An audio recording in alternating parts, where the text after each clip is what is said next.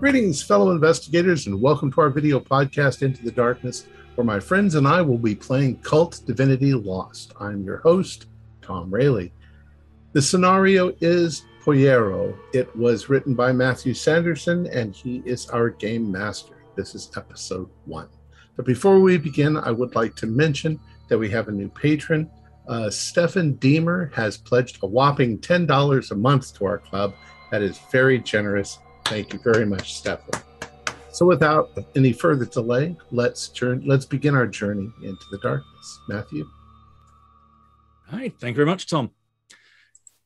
So the scene, roughly modern day, maybe a little bit further in the future when certain current issues aren't so much of a problem that allow people to move around. It's Juárez, just over the border from El Paso, say in the very northern end of Texas. There's this little bar on the outskirts of town. This is more the slum area of town. So it's half developed, half shanty town. It's almost dirt tracks for roads. It's not a particularly affluent place by any stretch of the imagination.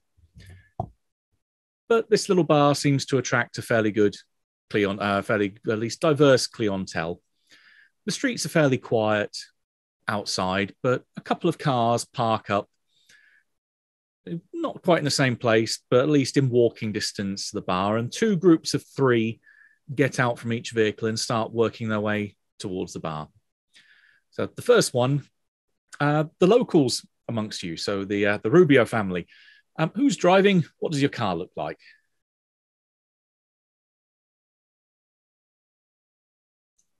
Stunned silence. I'm driving. Mm-hmm. What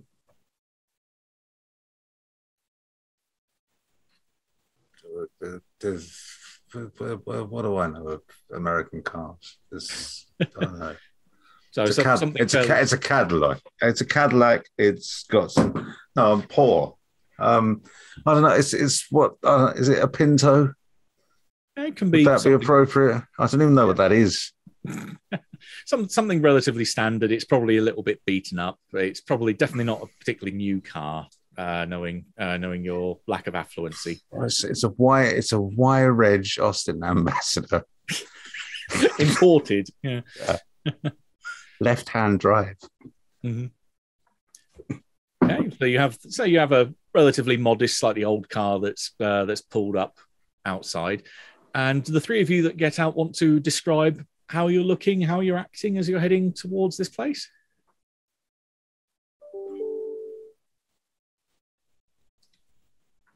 Well, I look a little frazzled. My hair has been all over the place. I'm dressed in what's like a pseudo medical kind of getup. Like I have, what looks to be like scrubs almost, but very faded. Mm-hmm.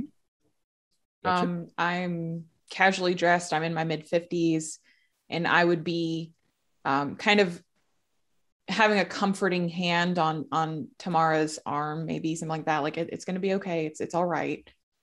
We'll get this sorted. I'm wary. I've been here before, and I know these people, and I know what goes on in places like this. And I don't want to bring my family here. Indeed, particularly for Tamara in your group. You remember this particular place because this is where you were a good few years ago, but I don't think you've been back since. But in any case, there's the 3 of you walking towards this bar on the corner of a crossroads, and then, say, another car pulls up a little bit further down. For the American contingent, what type of vehicle have you got with you? Haley, who's driving? I assume, Haley, that we're in a car that like a Land Rover or something that the paper owns. Stunned silence. Yes. Yeah, like a Jeep Cherokee or something like that. That's made for a little off-roading if you need it. It's very dusty. Do we And, make Anthony drive because he's the grunt? well, I would probably be in the back seat and I like to drive, taking so lots of photographs. Oh, that's Yeah. right. Lots of sense. photographs. All The right, so I'll be radio's- shotgun. the radio's been playing satellite radio, the bridge with all 1980s and 90s pop music playing, which has driven you all insane. But I like it, and I like to sing to it while I'm driving, so it helps me concentrate. Harper's dressed in blues and blacks with a blazer buttoned all the way up. Even if it's warm out, he's got the long sleeves on. He always has a black nondescript gym bag, but he has camera equipment, laptop, stuff like that in it. Been very to myself, out of sorts. Normally very vocal, but very quiet the last, for the whole ride.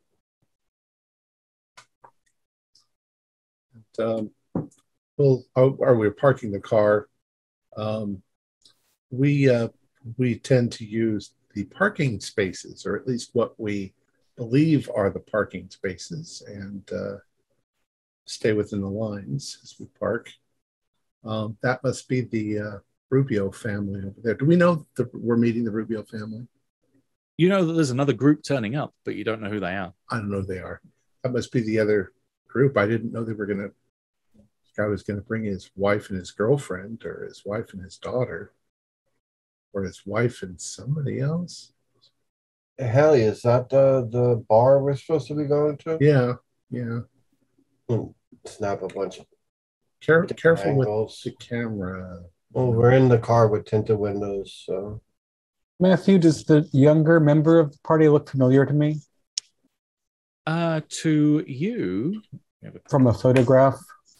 no, definitely Okay. not that young. So we're here. Everybody mind your P's and Q's, and we'll be able to get out of this. I put my equipment in the bag and sling it over my shoulder. Don't lose your composure. If you freak out and panic, that's not a good sign. Can you really imagine me panicking? I was talking to you. I've seen Anthony occasionally. Anna is dressed, very functionally. Boots that I can run in, pants, no skirts or anything like that. Sort of a very light jacket with. I've got a notebook and pens. I've got a sort of largish digital recorder that has an external mic, and I've also got a really little digital recorder in case somebody makes me turn the main one off.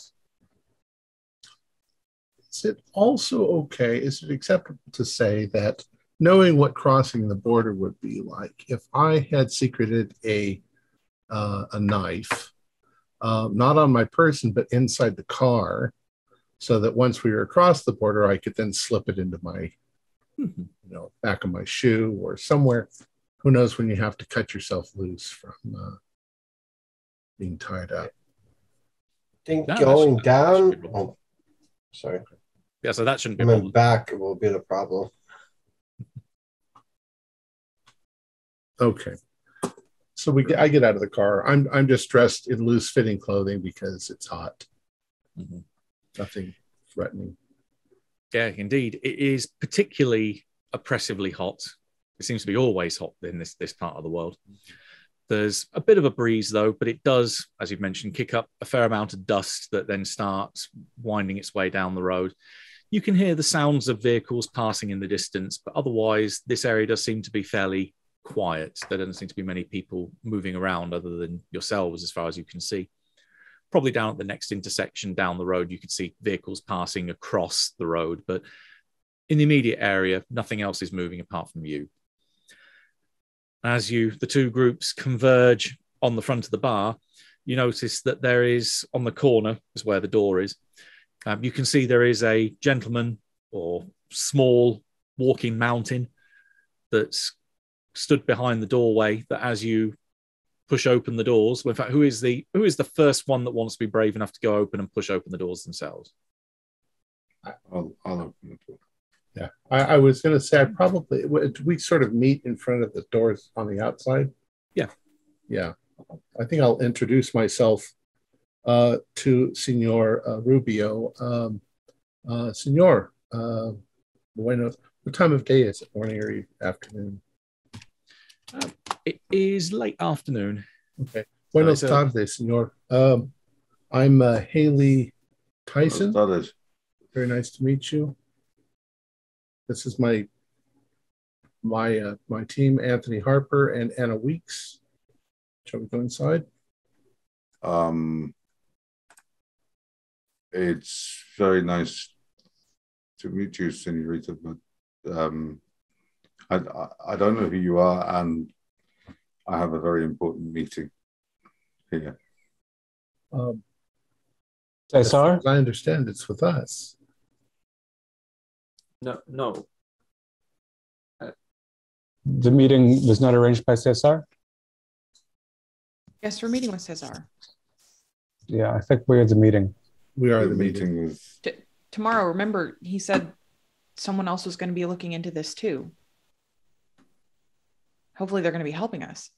Yeah, and a contact that we could both work together after speaking with, Let's find a shady part of the inside. I mean, a dark part of the bar. I think that we're the people you're here to talk to. yeah, let's just go in and find out what's happening. Right. So What's the bar called? Doesn't seem to have a name. It just has bar on a very old, beaten up sign on the front. Friendly. It doesn't look as if like the neon might work anymore. I know this place. It used to be owned by a sheep. So Al pushes open the door, heads inside, and it's almost like a small antechamber. There's another set of doors on the interior, but waiting in this little gap is this man mountain, as previously mentioned, dressed pretty much all in black. You can see that there's definite bulges under his jacket that he is packing. And he also in one hand holds this little stick about yay long that you'd be familiar with as a portable metal detector. He just looks towards Al and then, without saying anything, he just gestures for you to just stop and spread so that he can then start to wave you over. Yes, I'll do that. Okay, and you're not carrying anything from the brief discussion we had pre-game. So he is satisfied. He waves you on through, and without going through this ad infinitum for everyone, I think the only person that I'm aware of that's actually carrying anything is Haley. So would Haley like to give me an act under pressure roll to see if you can get through without potentially him waving the metal detector over where you've got something hidden? Okay. I do have an idea of what I would do, but 8. Let's act under pressure. Mm-hmm. Oh, there it is. Plus coolness. That's it. Coolness. Oh, I got an 8. So what I tried to do is I tried to put the knife in my hand and do this so that he doesn't. But he does. So, yeah, he sees your attempt at trying to do sleight of hand, and then just casually, as he meets your eyes, just waves the metal detector over your hand, and then with the other hand, I'm saying a woman needs some protection. And I hand him the knife. Fair enough. Yep, he takes it. He puts it in his pocket. You'll get it on the way out. Don't worry. Fine. And ushers you through into the main part of the bar. It's largely open plan in here. You've got at the far corner of the room, you've got a small square that's set up, so 2 large fronts of the bar itself. There are quite a few number of people in here. So the place it's not like packed, then it's also not like a massive party atmosphere in here, but you've got loads of different groups here that are sat on various tables, which are nicely spaced apart. Either sat down having a drink, either sat down having a meal. It seems to be nice, kind of polite conversation that's going on. It's nothing particularly loud. You can hear a jukebox in the corner playing Mexican music. And also you can see various people sat at the bar as well. But there is a large table roughly in the middle of the room, which is definitely separated more so from any other table around it. That has a number of chairs, about 8 or so chairs around this table. It's pretty large, with like a dumb waiter in the middle where it can spin to pass around dishes. No one is sat there at the moment, but there is another similarly mountain-sized gentleman on the other side of this door that just gestures when you come through to that big table in the middle of the room. Again, doesn't say anything, just gestures in that direction. And I presume unless anyone else wants to do, as you mentioned about going to find a quiet corner, is there anyone not going to take a seat? This must be the place. I would like to sit where I could keep my eye on the door. Mm-hmm. Yep, no problem. And I assume the three of us will sit together. Yeah. We'll put Haley in the middle. Mm-hmm. And I look around to see if I see. Have I ever seen Cesar before? You've probably seen pictures of him. I don't think you've actually met him in person. So I'm sort of looking around to see what the situation is. I've seen enough movies where all of a sudden everybody pulls out a gun and points it at the person. So are other people packing heat or? Roll plus perception for observe a situation. Okay. My perception is 8, 10, 11. Okay, so you're specifically asking about, is anyone here packing heat? And as you are looking around quite casually, you're pretty certain that everyone here is carrying something. Either some that you do notice they're blatantly out on the table in front of them. Others are in holsters that they are trying to keep hidden, but when they turn around, you notice them through the kind of the gap in the jacket. Yeah, this is blatantly a setup. In that this is not just random locals here for the hell of it. These are all part of the show. Right, security. Yeah, security for the cartel. At the table, I want to sit in between Luisa and Alcides and just kind of very have a firm grasp on both of their arms. Yeah. Are you okay? Are you all right? These people, gesturing to the other three, they're not your friends, no? I don't know who these people are. Maybe they've just got a meeting before or after us. I don't know. But just both of you, and I know how bad things are, but just play it cool. If they know how desperate we are, they'll ask more. And we don't want to get into that. And as soon as everyone is sat down at the table, as a little discussion happens, you hear a door off towards the back of the bar open up, and striding in with a good degree of confidence is a man that various people here will recognize as Cesar. He's dressed in a fairly dark conservative suit, shirt open at the neck, and he strides forward, pulls out the one of the two remaining chairs, roughly between the two groups of three, and then sits himself down with a big smile as he looks between all of you. Says, so everyone found it here without any problem. Good trip for everyone, yes? It was fine, Cesar. I'm surprised Well, yeah, I'm eager to find out why this meeting makes sense. No, yeah, I don't want to hold anything up particularly. I want to basically facilitate an introduction and then leave you fine folks to it, because I think you can both pretty much help each other. Just one of those weird moments when people come to me from different directions and that they seem to be on a head-on collision. I thought I'd get you all together and make it a bit more of a smoother introduction for you. So, I'll let you introduce yourselves to each other, but he turns to the Rubio faction, say the locals on one side, says, well, we all know what happened here, that a week ago you came to me asking for help, and that my good friend Al here, points towards Alcides, used to do some work for me back in the day and asked for my help.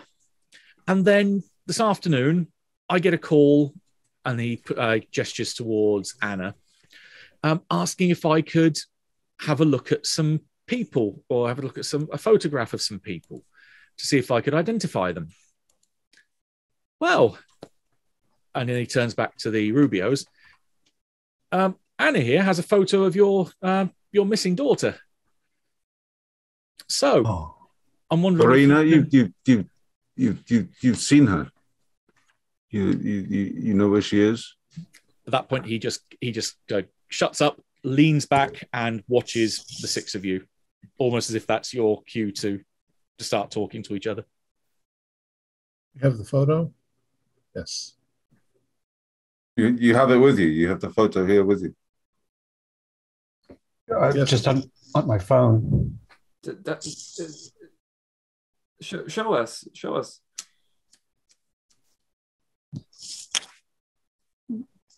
I'll pass it around. Anna holds up a camera and starts passing it around to the three of you. And indeed, there is a picture for everyone else. If this was a film looking in on what you would see, there's an SUV. It's like an off-road vehicle, and there are three people identified in it. You have a man and a woman. They're both significantly older than the young girl that's there. They're probably in their 50s or so. The man's wearing a linen jacket, a linen suit, Panama hat and glasses. The woman's dressed all in black with a backpack over her shoulder. And then between them, almost as if she's the one that's almost leading them, going into the vehicle with its door, side door slid open, is a young girl who has somewhat of a family resemblance to Tamara, and that you would recognize very distinctively as Florina. Where did you get this photograph? Well, that's why we're here. The man taking the photograph was part of our team, Thomas Morton. We're with the newspaper in the United States. We're doing an article on the Polleros, the children that sneak people across the border. So he was hiding and taking this photograph. We didn't expect the little girl. We expected a little boy. Edmundo was his name, I think. And now our man is missing. Thomas Morton is missing. So we were hoping to try to find him. That's why. Who are these people in this photograph with her? We don't know. We were hoping you might recognize them. How did you get this photograph if this man is missing then? It's sent on the phone. Oh, no. SD card. Am I getting the story wrong? Yeah, he came to you, you got the SD card, and you know the rest. And then he went missing. And where was this? You know exactly where this was? Yes, back in the United States. So where was the picture taken? Is that what you mean? Yes, where was the picture taken? Yes, where was this taken? It was taken. But all that you can see of the background is that it looks dusty. It looks fairly wild, that it's somewhere out in the desert, but it could be anywhere within a 100-mile radius of here or more. Go ahead. That's your daughter? Yes. she's my daughter, the boy, Edmundo. You said, what does he look like? You said you expected this boy. How did you know to expect him? Well, Thomas had sort of had developed a relationship with him, and I mean, I assumed that it would be a little Hispanic boy, dark hair, dark straight hair. We don't exactly know. That's what he was expecting. What is this Thomas person's business with these children anyway? Nothing at all. I mean, like I tell you, we're reporters. We're trying to do a piece for the magazine, and it's just what he does. You know, he develops a. There's something much weirder though going on here that we can't explain. I look towards Hallie, and I kind of gesture to the back about the other photo. I would like to show it to. Oh, I think you should only show it to Mr. Rubio. Don't. I wanted to see what Caesar had to say about it. Well, Caesar too, but I'm afraid it would be very disturbing. It's very disturbing photograph, something that we can't explain. But I actually had the photograph checked with our technical department to make sure that it was real, and it is in fact real, and it has to do with the man in the white linen suit. But not the girl? The girl's not in this photograph? Okay. Well, I think she's in the background. Yeah. There's a missing girl and a missing photographer, and I pull out the photo and drop it in front of Caesar. Well, no, I don't want you to show everybody. Oh. Just show it to them privately. It'll be very disturbing for the ladies.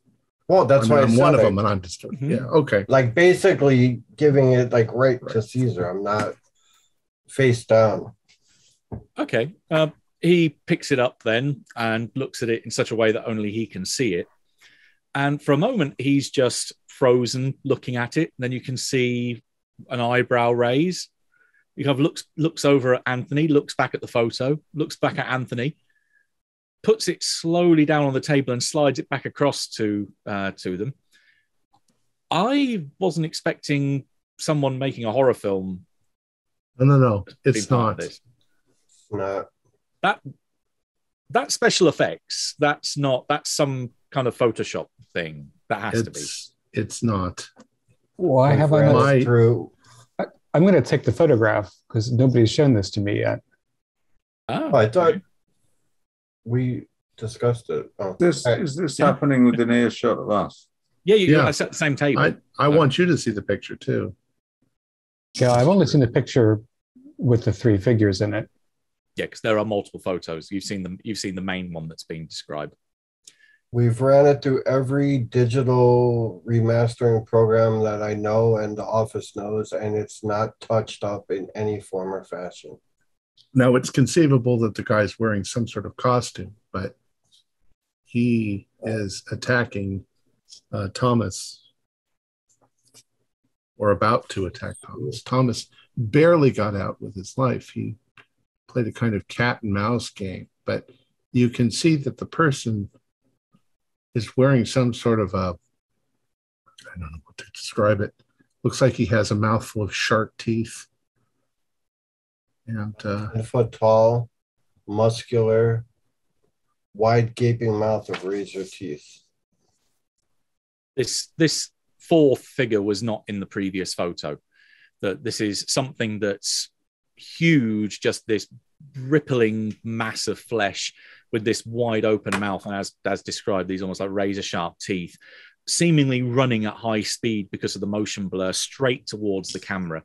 And it's see between, you've got the photographer, this thing, and then you've got the three other figures already described by the SUV that's behind the figure. When Thomas came to me, he was completely out of his mind. It looked like he'd been dragged backwards through a rose bush. He was scratched up. He said that he had to play cat and mouse all through town before he could get back to here. And now he's disappeared. So he was afraid whatever this was coming after him. Obviously, they're up to something. But Same. I mean, you say we this had is no, sorry. we had no idea it was anybody, your daughter or anything like that. These are usually just seem to be random children that do this. But your daughter, Florina, did you name her? Did you call her? Florina, that's my daughter. She wasn't a Pollero, right? No, she wasn't. Then I don't know why she's even there. How old is she? 13. She, the photo, please. Yes, let us see it. It's quite shocking. I mean, you say that you haven't seen, you can prove it hasn't been doctored, but I mean, I've seen your movies, the costume work and the makeup and things like that. Surely that can be accomplished too. There are ways for professionals, but that's our job. We're in that business. We're in the business of photography. We can tell there's signs, there's artifacts that are left in the I mean, I'm not saying that the photograph is doctored. I'm saying, is this man wearing makeup and a costume of some kind? Maybe a well-done costume, but that's harder to. I don't see any place in here where he changes, because there he is in the first photograph, just looking totally normal, and then suddenly you see here at C, it looks as if he's looking right at the camera, as if he noticed Thomas. And then he turns, and you see how blurry it suddenly becomes, as if he were moving faster than the camera could take the picture.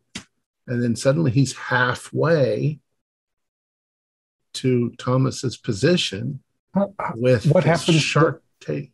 What happens to the linen suit? That's point of clarification. It's in the series of photos that you've got, you see the guy in the white suit making some kind of gesture, and this thing appears in front of him. It's not that he changes into it. So it is a fourth figure that just pops out of nowhere as far as the camera shots, the photographs are concerned. Okay. And the man in the white suit and the dark-haired adult woman, do they look to be surprised at this figure? Nope. Uh-huh. It's like they brought along a watchdog that's a terrible mutant human. So is it clothed, the figure? Sorry. No. It's just this, as described, this huge mass of naked muscle, flesh, and this distorted head with this wide open mouth, two red eyes, and just this row of teeth, fists like anvils, and legs as wide as almost like an elephant's legs. I'll slide the face down photograph to Senor Rubio and let him decide whether his family should see it. Why are you showing us this? We don't understand it. We thought maybe you did. We're dealing with a missing girl who's clearly been kidnapped and taken over the border for whatever reason. How long ago did Florina go missing? I don't. Tamara, Well, it would have been. Is it the same night? I'm just blurring all together. It's probably not the same night if Thomas got back. It was a week ago. Yeah. Have any of you heard the name Isabel Martinez? I believe that's the woman in the photograph. Cesar nods slightly, and there's a faint hint of a grin, but it's not really meant as anything.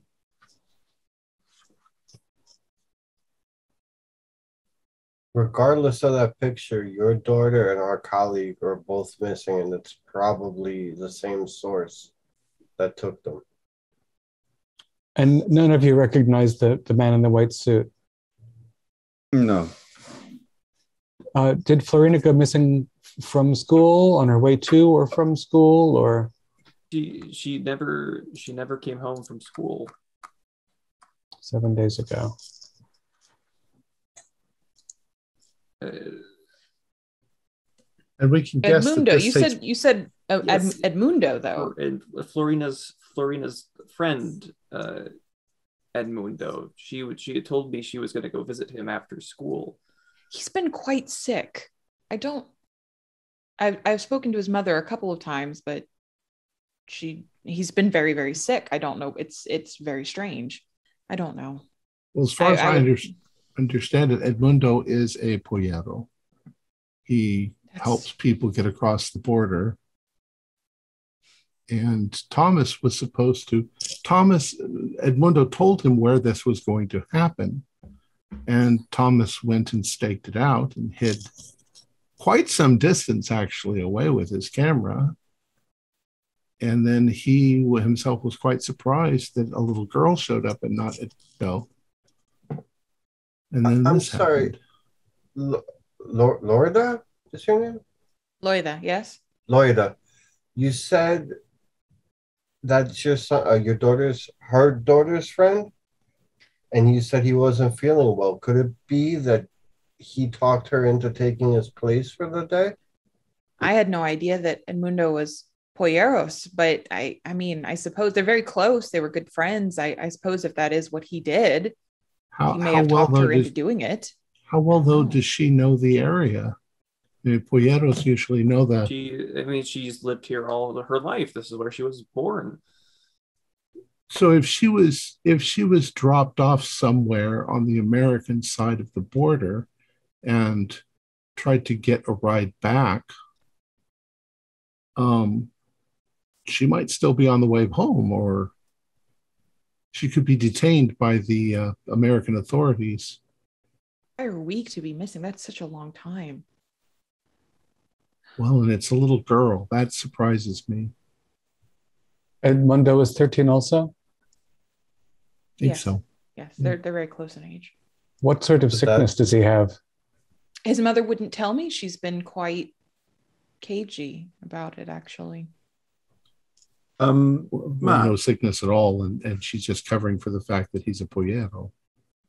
That is They can possible. make- In one single trip, they can make as much money as, a quarter of a year from what their parents made.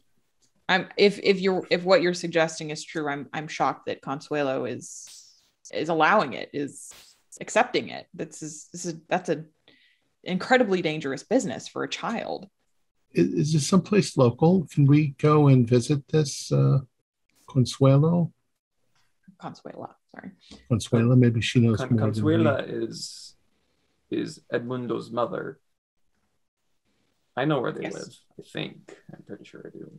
Maybe that might clear this all up somehow. We had a question from Al. I was just wondering, as someone who lives in Juarez, would it you say be common knowledge that you just kind of know roughly how long it takes to get someone over the border, like in terms of a day and a night, a couple of days? Mm-hmm. You'd have a rough idea of if someone was going off taking people over the border, they might be gone for 2 days, 3 days, however long it was. Yeah, it's not something that maybe the average person would know the intrinsic ins and outs of how it works, but in broad strokes like that, sure. Generally, if someone's doing a run over the border, they'll do it at night, just because that's the most sensible time to do it. And generally, they'd be there and back in a single evening. Right. With complications, a few days, maybe 2 or 3 days of processing to come back. A week is far too long. Okay. Haley, do we have any contacts at ICE that we can ask about her? Because if she's just in U.S. custody, then we know what's going on. I mean, there's always people we can ask. Well, anybody you can call now. Oh, Somebody at the office or... Your editor would probably be the best bet. yeah. I can call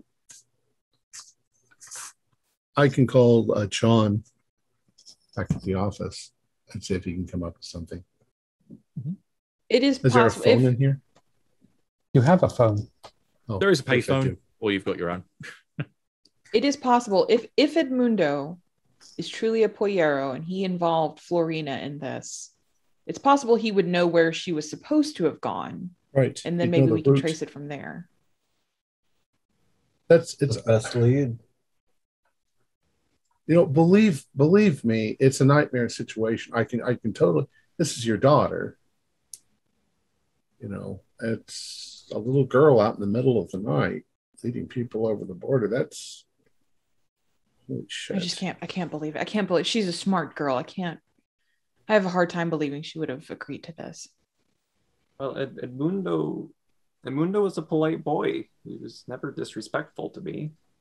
Yes, she was a bit sweet on him, wasn't she? Maybe that's Pressure from all has having to do all with that it. money at your fingertips.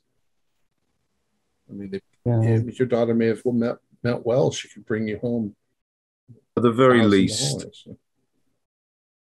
he should know the names of the people he was going off to meet. Exactly. So I'm going to call my editor. Okay. Right. John. The phone rings a few times and then picks up at the other end. Yeah, John Franco. John, it's Haley. How you doing? Hey. You actually got reception on the other side of the border. Yeah, barely. It's like 2 bars. So it could cut out. We're in a situation.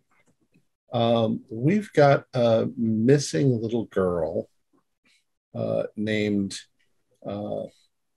Florina Rubio. And we suspect that somehow she got talked into acting as a pollero and sneaking some people across the border, but she hasn't returned in a week. We wanted maybe you to check and see if she's stuck at the border. Yeah, and that sounds a bit long. I've got a few people I can ask over there. I can fire out a name. Florina, you say, yeah? Is that correct, Florina? And describe her for me. We've got the It's in the photograph. picture, yeah. I was going to say, you've got that. Yeah, we've got a photograph of her. I'll send it to you right now. All right. Gotcha. Yeah, See if you can find out anything on these other 2 people in this picture. There's a man and a woman. They might be involved somehow. Oh, okay. Yeah, I mean, I'll ask around depending on what's in there. All right. I'll look for the picture in about 2 minutes. No worries. I'll wait for that, and then I'll drop you a line when I get something.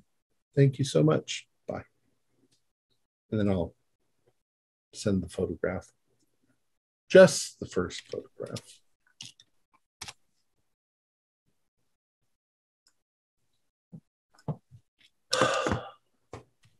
So if we, if Edmundo was, Cesar, you don't know who Edmundo was working for? Cesar. Cesar, do you know who Edmundo was working for? He takes a breathe in. He looks around. I have assumptions, but no hard facts. Mm-hmm. I suspect he was taking some work on the side, and I suspect that it's from our mutual not friend Isabella or Isabel. Uh-huh. Why would Isabel replace Edmundo with Florina? I mean, why would Isabel even need a pollera? It sounds like she knows how to get in and out of, iron cages. Yeah, I'm not too. It doesn't fit what I know about her. I mean, I know. Well, I won't touch her with a barge pole because I'm not interested in what she has to offer. Right. And frankly, I don't want to be involved in what she's involved in. So what is she involved in? If it's evil, I think she'll do it. But specifically in this case, Cesar is talking about drug traffic. But she's rumor has it that she is a fixer for hire of skill and ruthlessness. And why would she need a little girl? That's Where'd the gringo come from, and where was she taking him? That Looks man like- is middle-aged? Yeah, he's in his probably think early 50s. Is the white man, pale in a white suit with a Panama hat. Looks like a preacher, like a TV evangelist sort of fella. Yeah, I've or never a seen him tourist. before, but I'm assuming we can't see plates on the vehicle in the picture or anything It's like that. side on. Okay. yeah. Well, we can tell what kind of car it is. Yeah, it's pretty much the same as what you've got. It's a Jeep Yeah. Grand Cherokee. So can carry up to like 7 or 8 people in that thing if you put the back seats down. Mm-hmm. So if Edmundo was side hustling with Isabel, then and he came down with this flu or whatever, he might have been afraid if he didn't send somebody in his place that she'd do him harm. I don't think she's the sort of person that you let down more than once. Wouldn't he send one of his other buddies? I'm sure he's got. Maybe it was a last minute thing and she was there. And she went. Did she go to visit Edmundo? Is that why she was there? Or you said she never came home from school. Consuela mentioned that she had gone to the house to see Edmundo the day that she had disappeared. And when she left, that was the last anyone had seen of her. Let's go see Edmundo and his mom. Yeah, unless we have anything else we have to ask Cesar. I'd like to get a hold of the little lad before his sickness gets worse. Now, Matt, that place I was at not too long ago, that was in Mexico or on the U.S. side? That was on the US side. That was in El Paso. All right, so then I don't have any questions for him.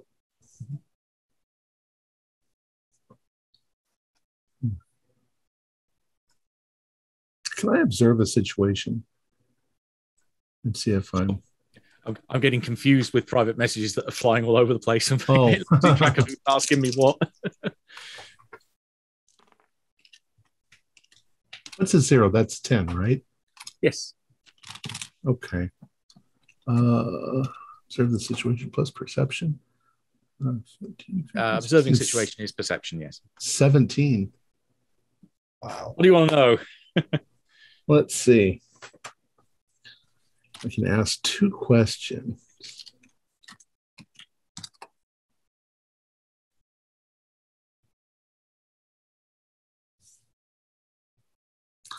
What's being hidden from me? Ooh, okay. Well, they're trying to hide the fact that everyone in the bar here is actually part of the employee of the cartel and the local gangs. Sure. But you already kind of twigged that earlier by seeing it. So confirming something you already knew, they are desperately trying to hide that. But on top of that, you do notice that Cesar is holding something up the sleeve of his jacket that he is trying to keep hidden.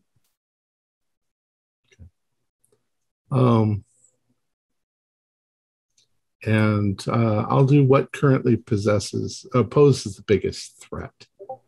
Oh, okay.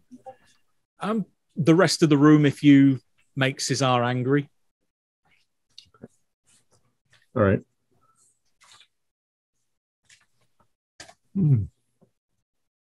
So, it was very nice of you, Cesar, to bring us all together here. Do you know any more about this, or is there something that you felt compelled to bring us together for this? Well, as I say, it's nice that when people come to me in seemingly unrelated capacity that I can help each other. And I think you two are able to help, you two groups are able to help each other more so than me on my own.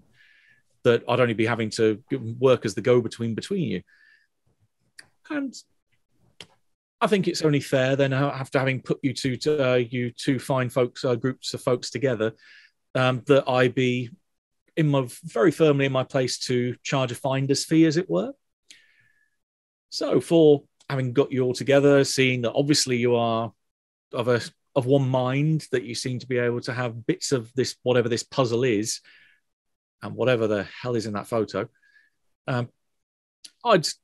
I'd quite like just a small favour on the books from both groups. So one from, well, whoever wants to owe it from, and he gestures towards Haley, Anthony, and Anna, and he deliberately points directly to Alcedez. He says, and I'd like one from yourself, as it was you that came to me originally. And I know you're good for it. I'm just gonna nod. I'm gonna nod. With resignation. Do you have something immediate in mind, or is this just another long-term? Oh, we'll just add it to the book. You know, if it gets us what we need, then I'd say it earned a solid favor. I guess I'd like to try to read him and see if there's more than he's giving forth. Sure. So that will be intuition. Yes. But I rolled only a 9, so. Ooh. So that's not going to go too well. No. Yeah, you accidentally reveal your own intentions to the person you are trying to read. Sorry, guys.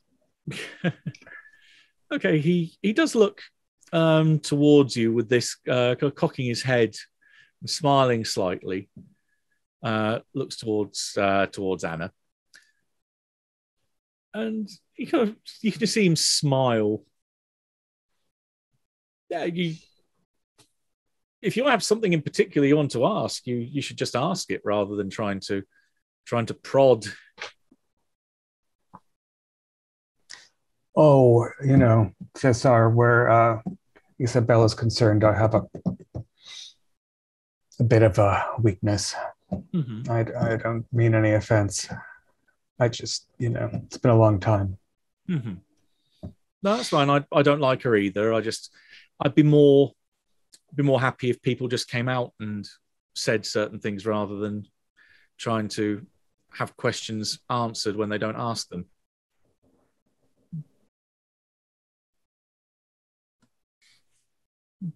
And with that, he does. He crosses his arms in front of him in a slightly defensive manner. And when he pulls his hands apart, he pulls what was that Haley had noticed what he was hiding underneath the sleeve of his jacket out, and he just produces a claw hammer, which he then puts down on the desk, glancing briefly at Al. Says, "Normally, when people do that, I treat them as, think of it like a nail." He just picks up the hammer and kind of waves it in his hand and gets someone to put them down. Catch my drift? Yes, I do, Cesar. Thanks for setting this up. Mm-hmm. Right, he picks up the hammer and then starts to rise from his chair. So I think I've put you on the right path by putting you two groups together. I think you're quite wise in wanting to go and see Edmundo. I think his place is fairly close to here. Tell his mother I say hi. Been a while since I've seen her. But I'll leave you to it. And when the time comes that I need something doing, and he looks towards Anna and now said, I know who to call. Mm-hmm.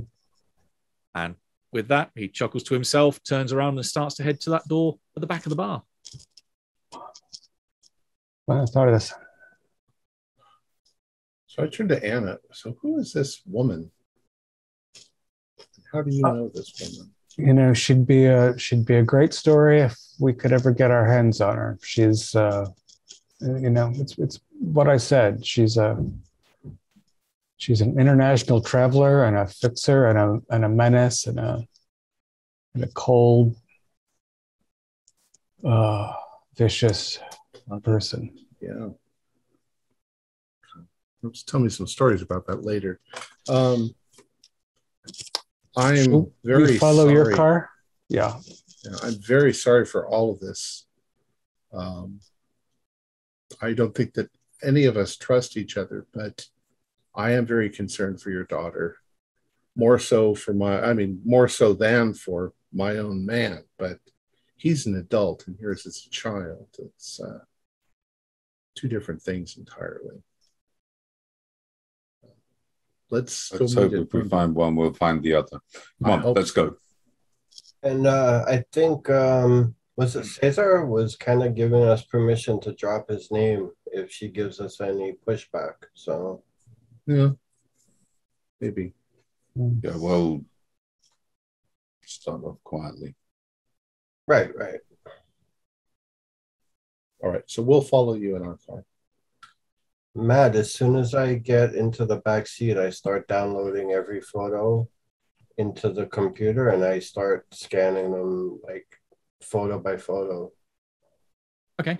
In the interior of the bar, nothing. It's as it should be, put it that way. Right. And as you are heading out, so one by one filing through the door, the man mounted in the bit between the two doors puts a hand on Haley's shoulder, pauses for a second, and then hands the knife back. Thank you. I'll put it back. All right. And you head out to the cars. And I take it then you're heading off to go and see Consuela.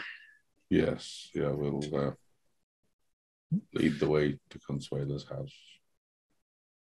Gotcha. So it's not too far. It's probably only about a mile or so from here. But going along, again, more dirt tracks, and you're passing through a bit more habitable areas of this part of the slums.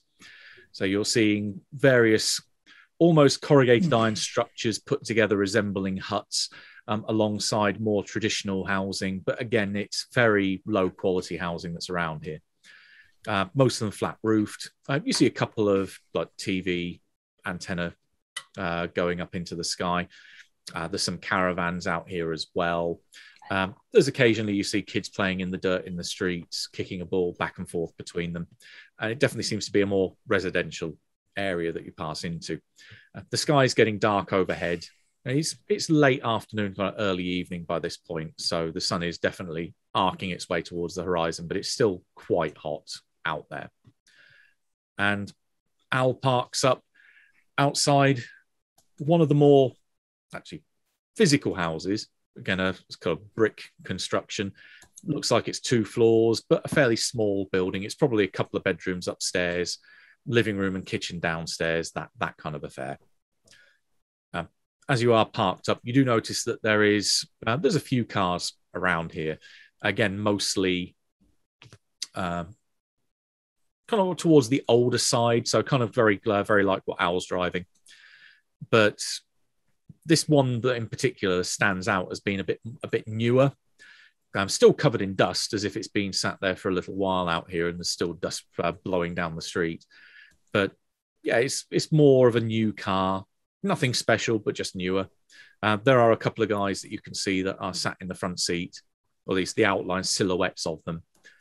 And at least the front of the car is pointed in the direction of Consuela's house. And you park up. Walk up to the Rubio car. I'm going to ask Alcides, those people local, do you think? Pointing to the unlikely vehicle.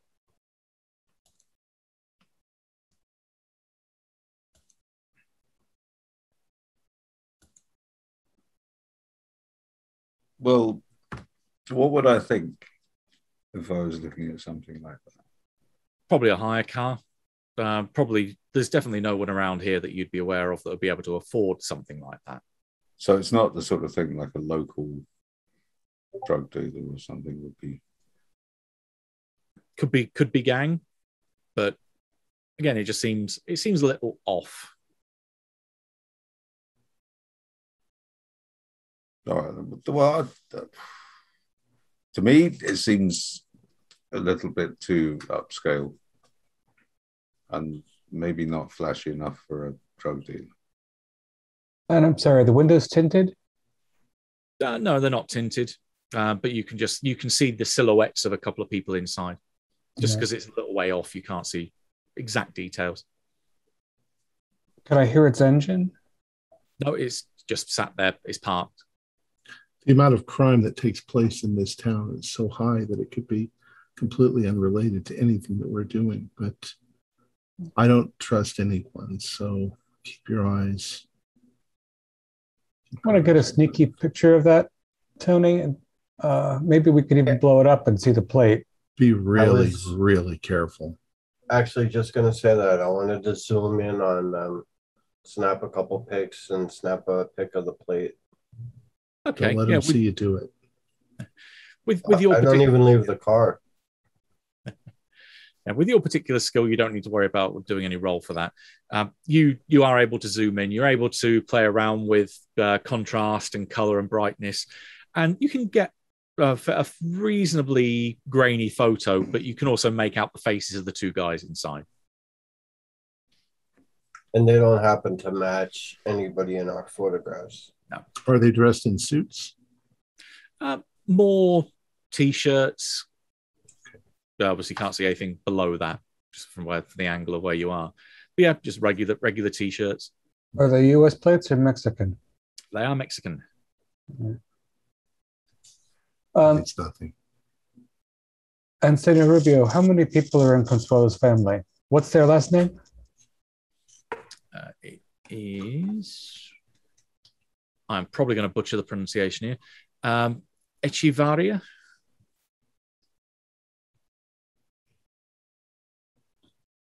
Echevarria.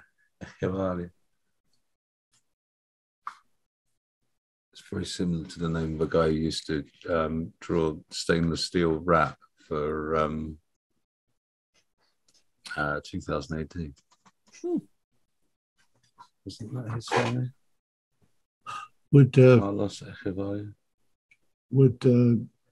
Senor Rubio, would you like to lead the way?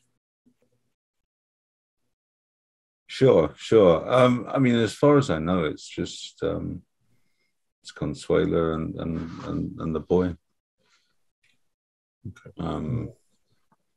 Her husband Carlos. Attilio. Right, sorry, wrong one. Her husband Attilio. He died some time ago. If they're going to go up to the door, I'd like to hang back a bit and observe the situation on the car. Okay. Give me a roll plus perception. All right, so it's a +1 on the perception. 3, 5, 8, 9 total. You get to ask a question anyway, but you do not get a bonus for it or miss something, attracting unwanted attention or expose yourself to danger. GM makes a move. What do you want to ask? I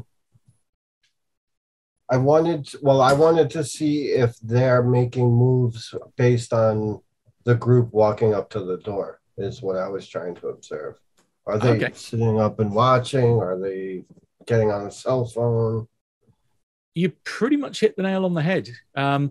Yeah, they are watching the house and they're watching who goes up to it. And you know that they know that you've clocked that.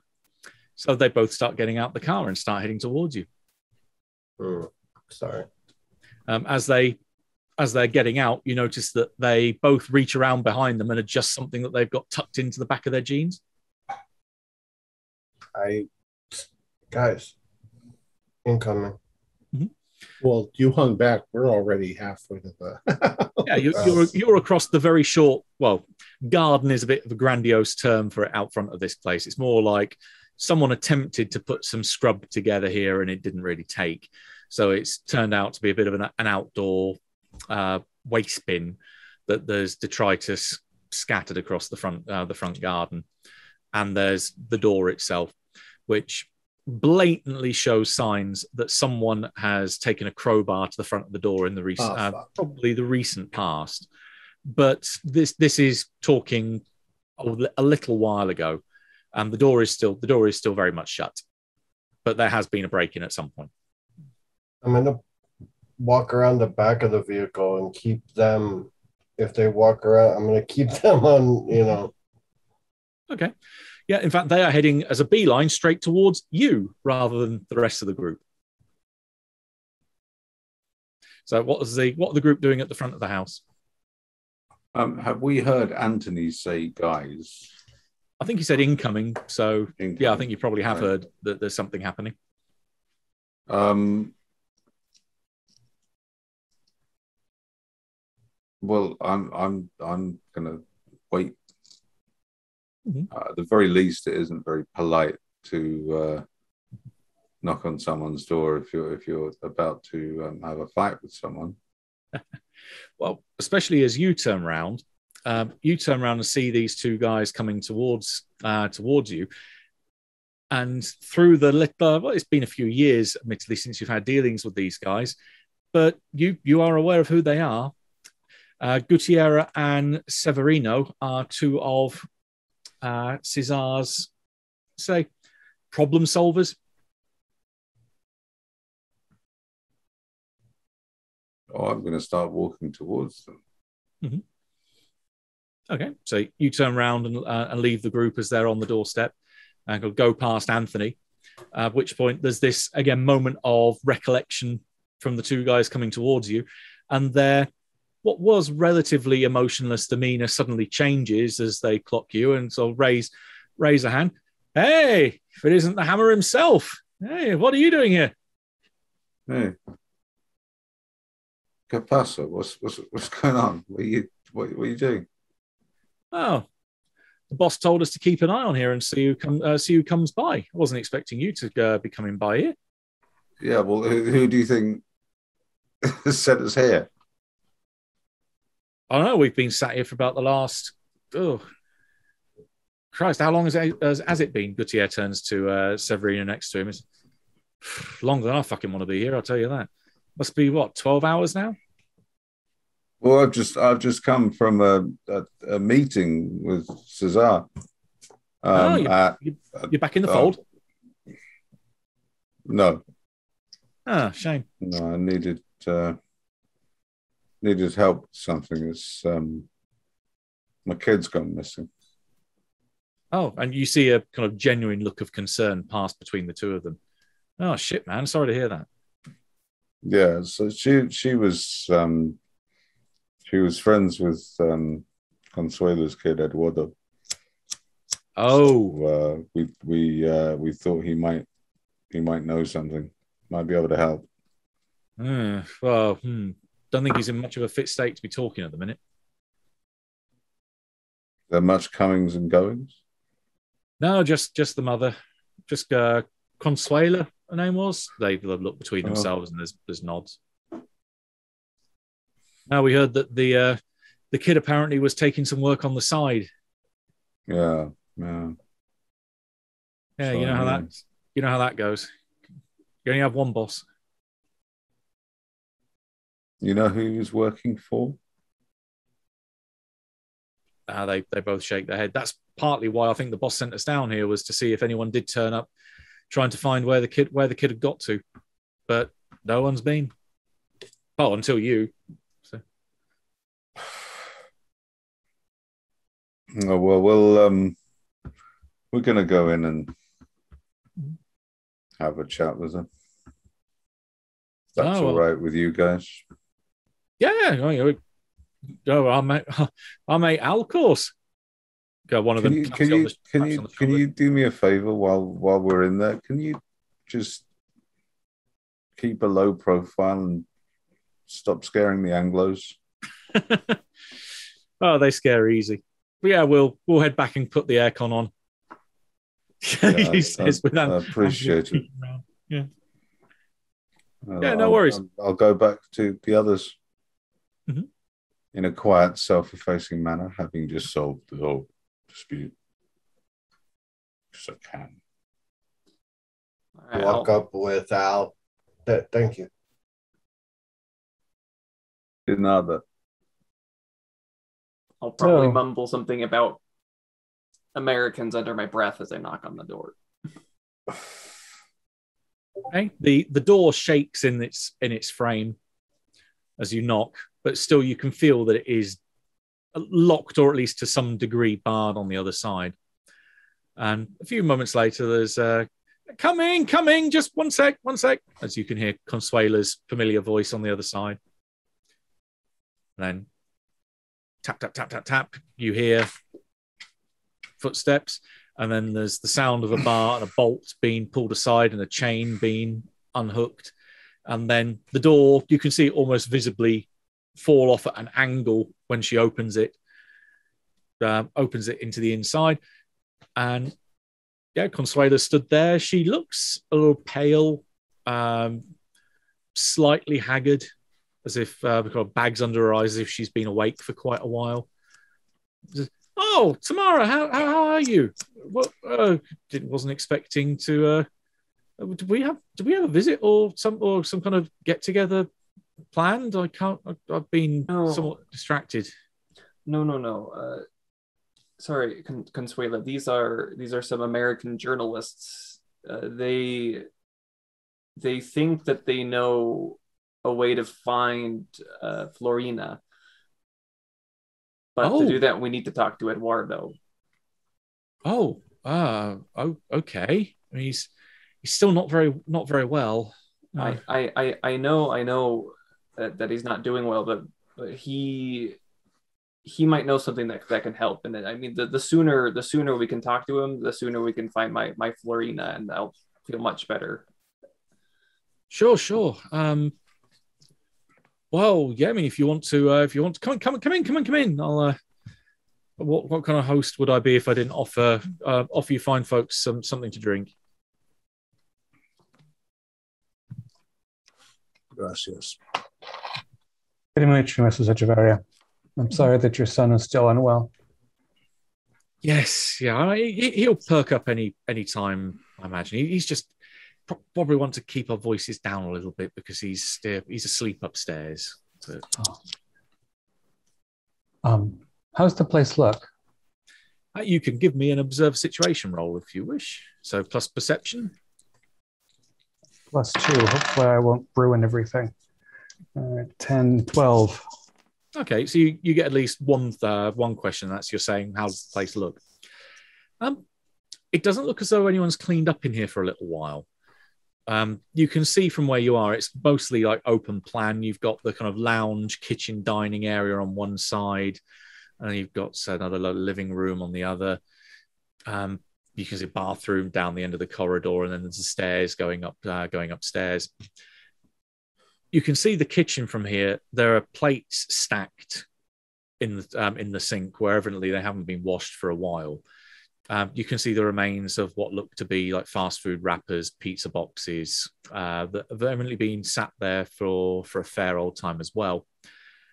And then you're picking up probably some more disturbing signs that there's evidently the carpet where you're coming into the hallway looks like it's been pulled up, or at least there's been some kind of struggle or scuffle that's happened fairly close to where you're standing.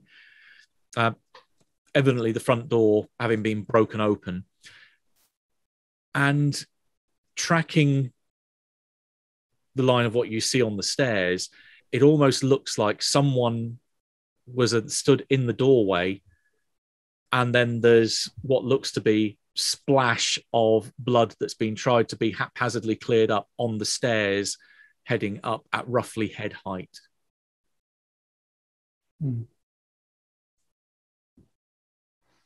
Somebody was trying to break in. I mean, we saw evidence of that already, didn't we? Can I do a crime scene investigation? Ooh, okay. Let me quickly flip to that. So that is a roll plus reason, and this definitely does count as a crime scene. So yeah, give me a roll. 8, 9, 10 plus 2, so 12. Okay, you get to ask one question from the list.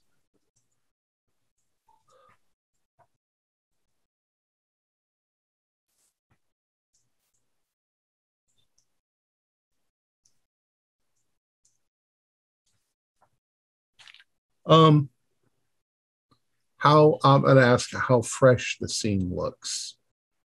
About When a did week. this? So it might correspond with our.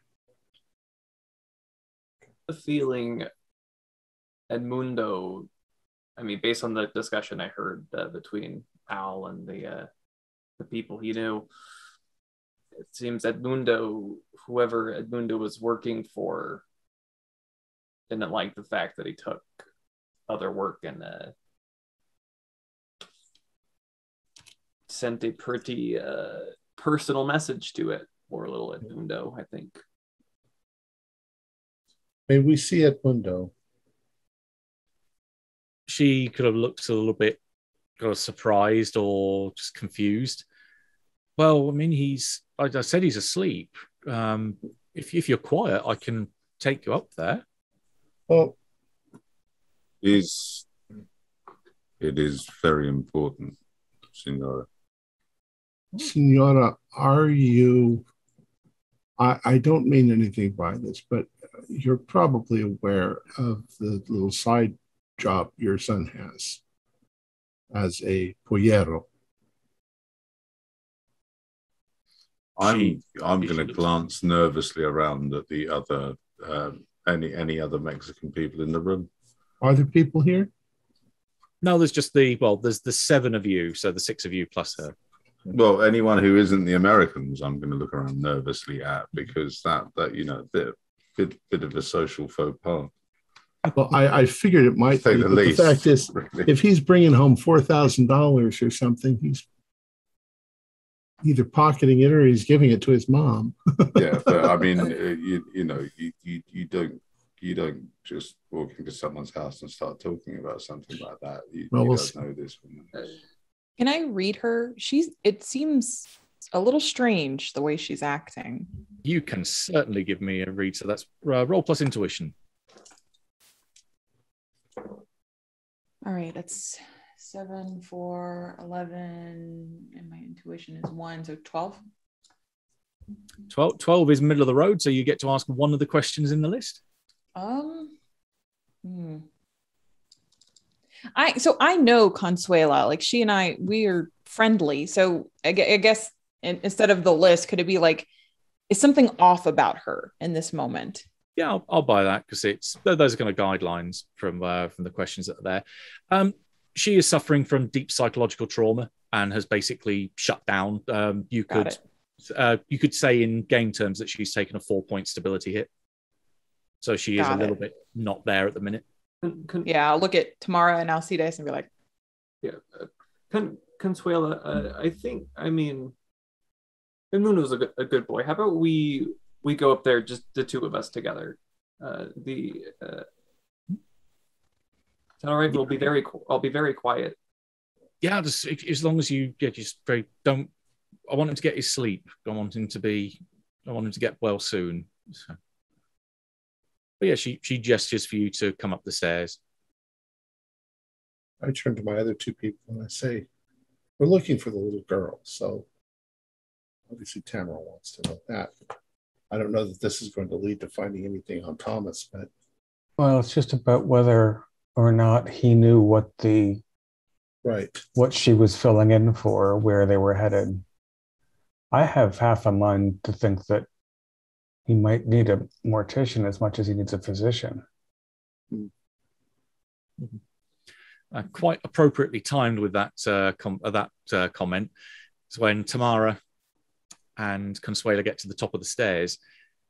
There's pretty much just 2 rooms up here. There's her bedroom on the left and his on the right. And there is a god-awful smell coming from his room that, unfortunately, Tamara will be quite familiar with, given the line of work you're in. And she opens the door, almost blissfully ignorant of the flies that have started to swirl around the bed. As you can see, there's a figure that's been rested down on the bed. His cheeks are swollen in now. He started to collapse in on himself.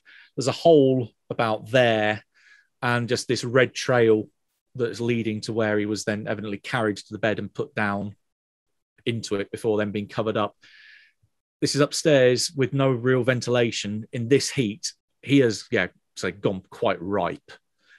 But she goes over to the bed and kneels down very gently and very quietly and just leans in close to this evidently decaying face and just almost whispers in his ear, You've got a visitor. Are you feeling up to speaking? And she almost leans her ear into his lips, which evidently don't move. And she just nods to herself as if he's replied, and then turns round to you and says, He's still sleeping. He still needs to. He'll be awake any day now. He'll walk it off. Yes, Mios. Yes, yes. We'll let him sleep.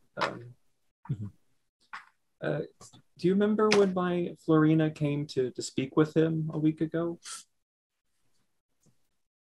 Was it a week ago? I didn't realize it had been that long. But yeah, I remember when she came round. It was just after he'd come down with this. I hear this bugs going round all over the place. Oh yes, do you know who he might have gotten the bug from?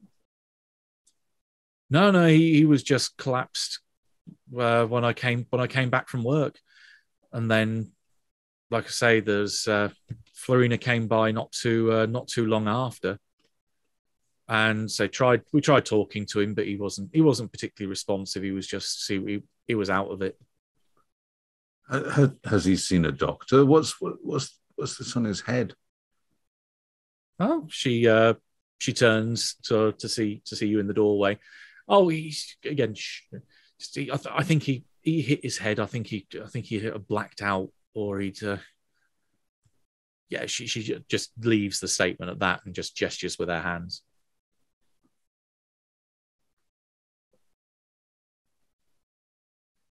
Well, I'm going to bring her in for a hug. Mm-hmm.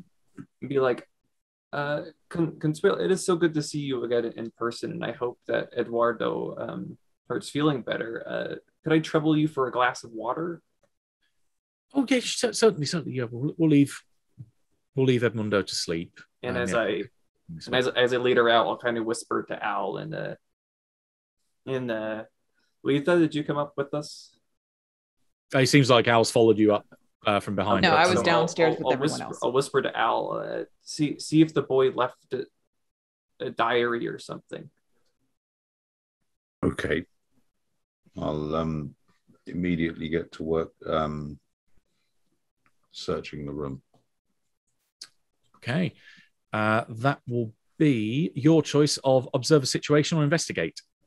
So difference between perception or reason. Ooh.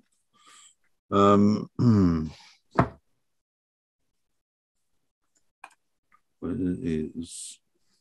Well, I'm going to go for the perception option, I think, because the other ones are mine as well. Okay, give me a roll. Oh dear. No, it's an 8. Okay. Oh, in which case, you still find what you're looking for anyway. It's just that you would be exposing yourself in the process. What you'll find at the appropriate moment will be that under the bed, you notice that there is evidently a section of the floorboards which have been cut in a particular length that you think it's then a little hatch that reveals something in the space between the floorboards and the downstairs ceiling. Just that to get at it, you'll need to move the bed and be able to really pull this thing up and then have a look. You can see there's scrape marks where the bed's evidently been moved before, so it's not really something you can do any more discreetly. It's just you'll make a fair bit of noise doing so. I don't care. Hmm? I don't care. Oh, there you go. Right, so as no, if this woman's between me and my child, no. I'm gonna just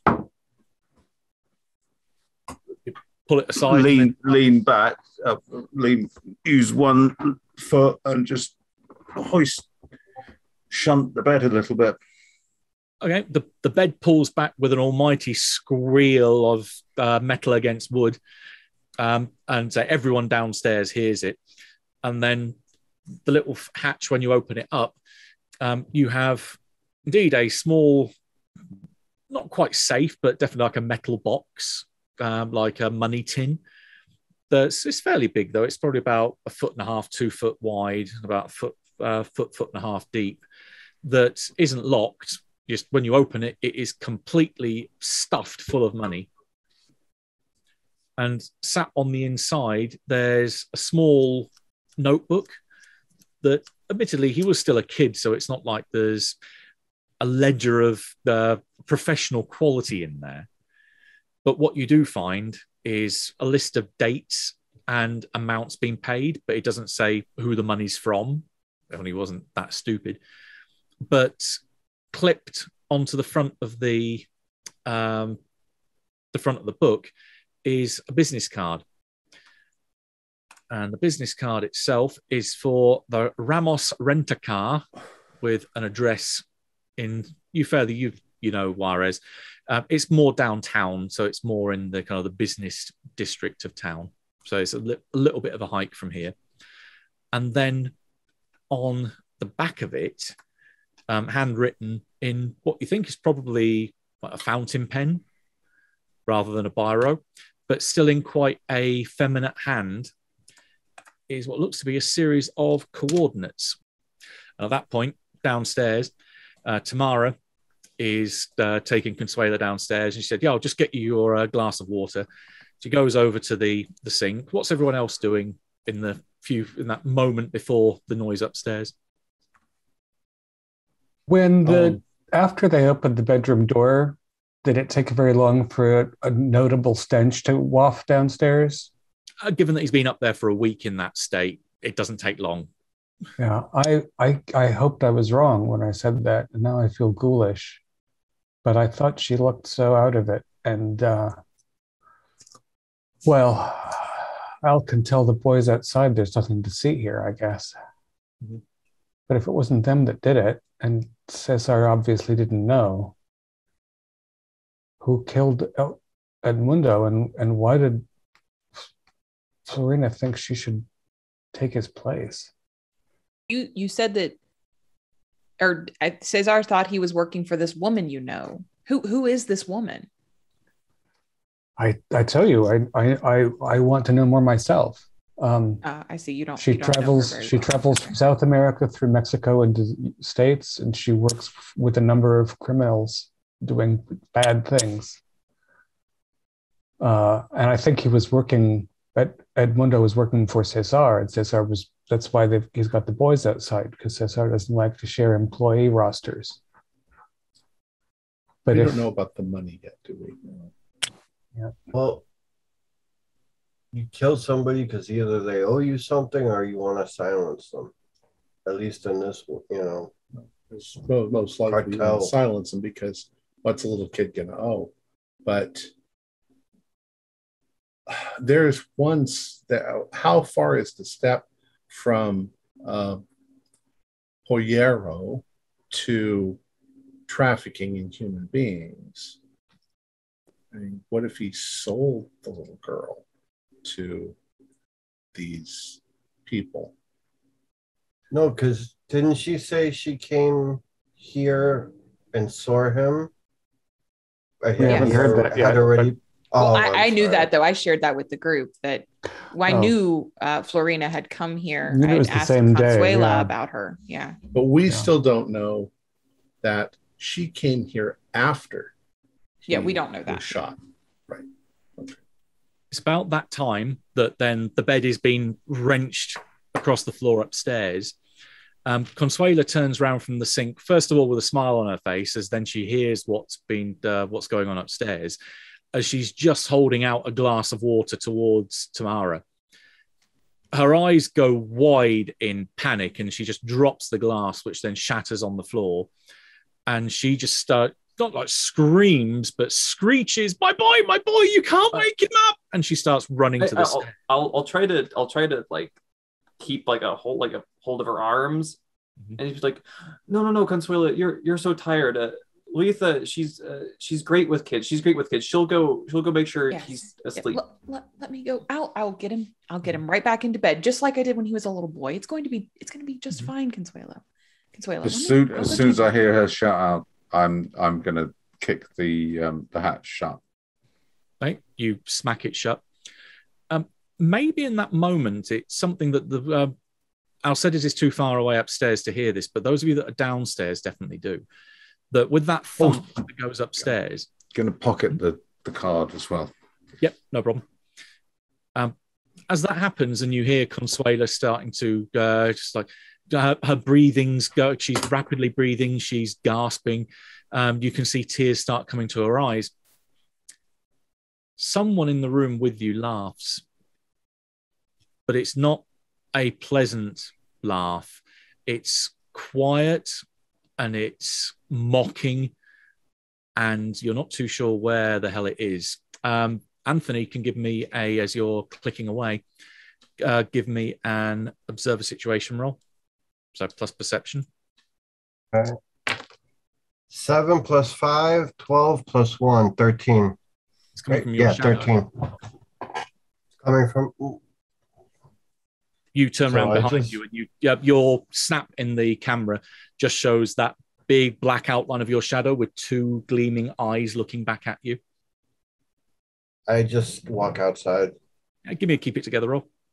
Yeah. And do I need that other roll, or? Just keep it together. All right. 10 and 9. Yeah, 19. Oh, you're remarkably fine with it, but yeah, you extricate yourself pretty damn quick. Do we all hear this? You all hear the laugh, but you don't twig where it comes from. I don't normally smoke, but I'm actually freaking out. I'm gonna walk to that car and ask him for a cigarette. Oh yeah, they wind down the window. Yeah, okay. As long as you don't mind local. Thank you. Mm-hmm. And I see if I have some gum, and and I just kind I'll of take it back. walk back over to the fence and smoke the cigarette. Yeah. And well, maybe for those that are either left, maybe, you definitely heard laughter. For the minute that Anthony walked out, you can't hear it anymore. Yeah, like you said, Haley, you've seen him freak out before. He was an asshole just laughing at us. I'm sorry, I was saying that to Tamara, but go ahead. Yeah. Americans, they just come here and they just don't understand anything. No, that wasn't Anthony. I don't know who it was, but that wasn't Anthony laughing. I saw his face. He looked ghostly. Yeah, you just saw him quite intently snapping around with the camera. He definitely wasn't laughing.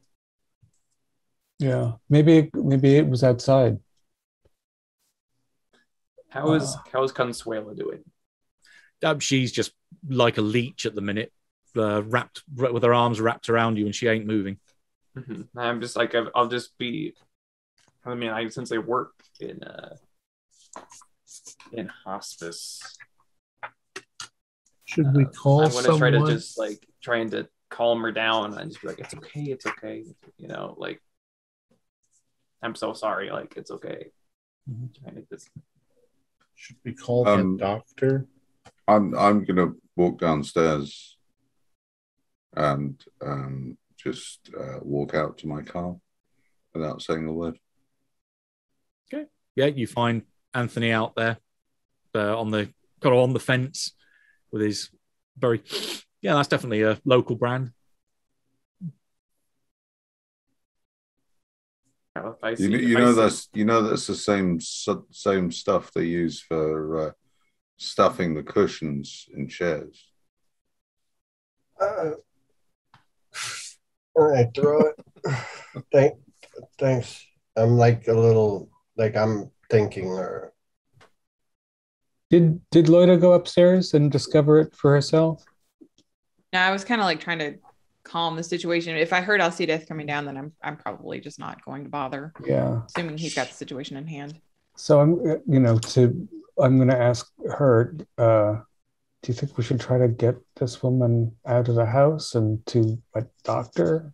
Well, we need to call whatever, an ambulance or whatever. I mean, I realize he's dead, but Yeah. we don't want to fracture her Clearly mind needs any help. more than it is. Just have them take the body. Well, and she needs to be sedated. I want to find Florina, so if I see Owl leave, I will.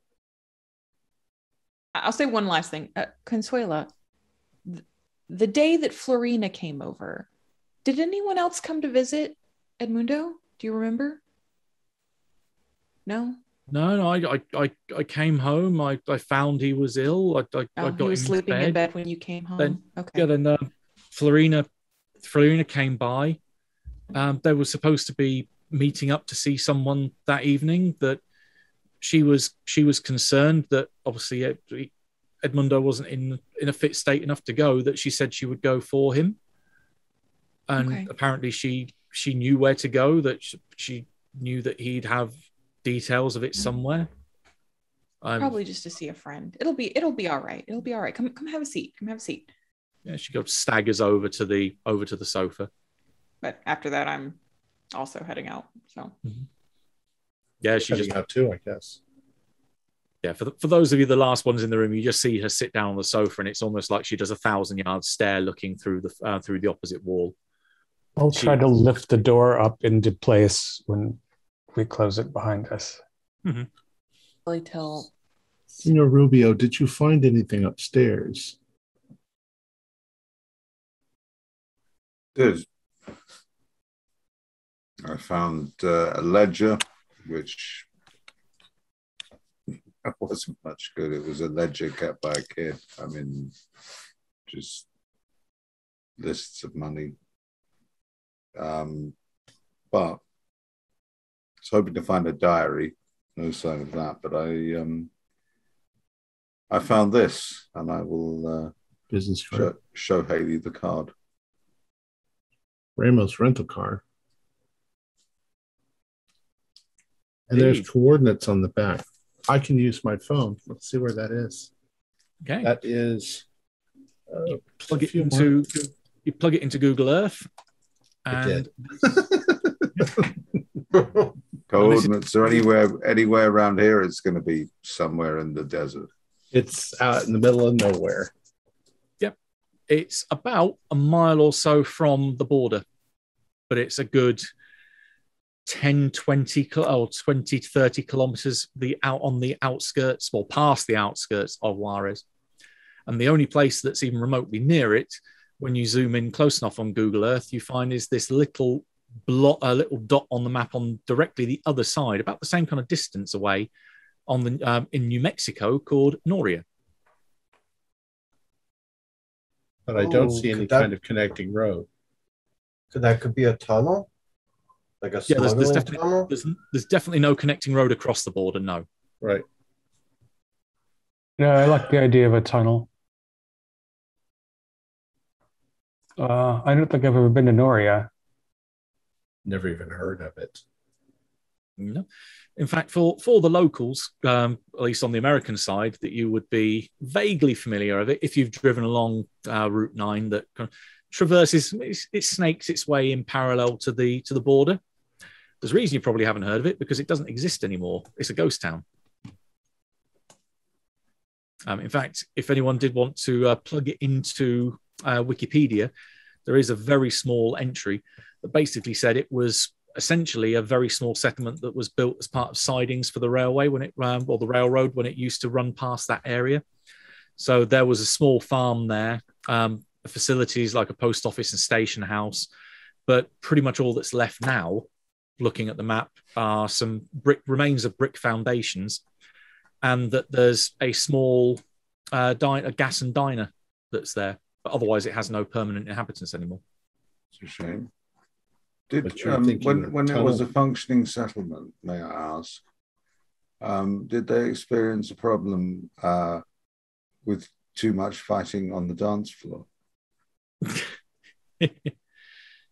No, I don't think they had anywhere that would be quite so raucous to have dancing around there. I think you need a license as well, possibly. That'd be an awfully long tunnel, though, don't you think? Yeah, I was gonna say much the same thing. Actually, yeah, I think the tunnels are, despite conspiracy theories to the alternative, the tunnels are actually quite a sort of, One side of the fence to the other. yeah. I mean, they're I think it's quite newsworthy if they're a couple of 100 yards long, isn't it? So. I think the whole point is that Juarez and El Paso are sort of next to each other. You know, and this area, this That's land where out the here, tunnels are. this land out here is pretty flat, isn't it? Undulates a little bit, but flat in a good enough term, yeah. What worries me is trying to go out to a coordinate like that. You could be seen for miles away. The dust kick up from if that's like a part of the cartel or something they've got, that's pretty damn dangerous to go out in the middle of nowhere. Well, tomorrow, assuming that Farina and Edmundo were keeping secrets from you, which seems, I'm afraid, likely, and she knew about this place, how could she even get there? I mean, she can't drive. It was your photograph that you showed us. She was in a car with two people. What if this rent-a-car? What if this rent-a-car is someone took Florina there? They rented the car. Maybe we should go ask them. Maybe they can give us a name. What we saw in the photographs was her getting into the car. Where did you any in the parts desert of the license plate in the photograph? Couldn't it was see side on. Does Florina have a cell phone tomorrow? Does she have a cell phone, Matt? That's up to you. How rich are you? Not at all. That's the thing. So we have pictures of the two people. We know the make and model of the car. We don't know where it was. We don't know if that was on the American side or on the. We might be able.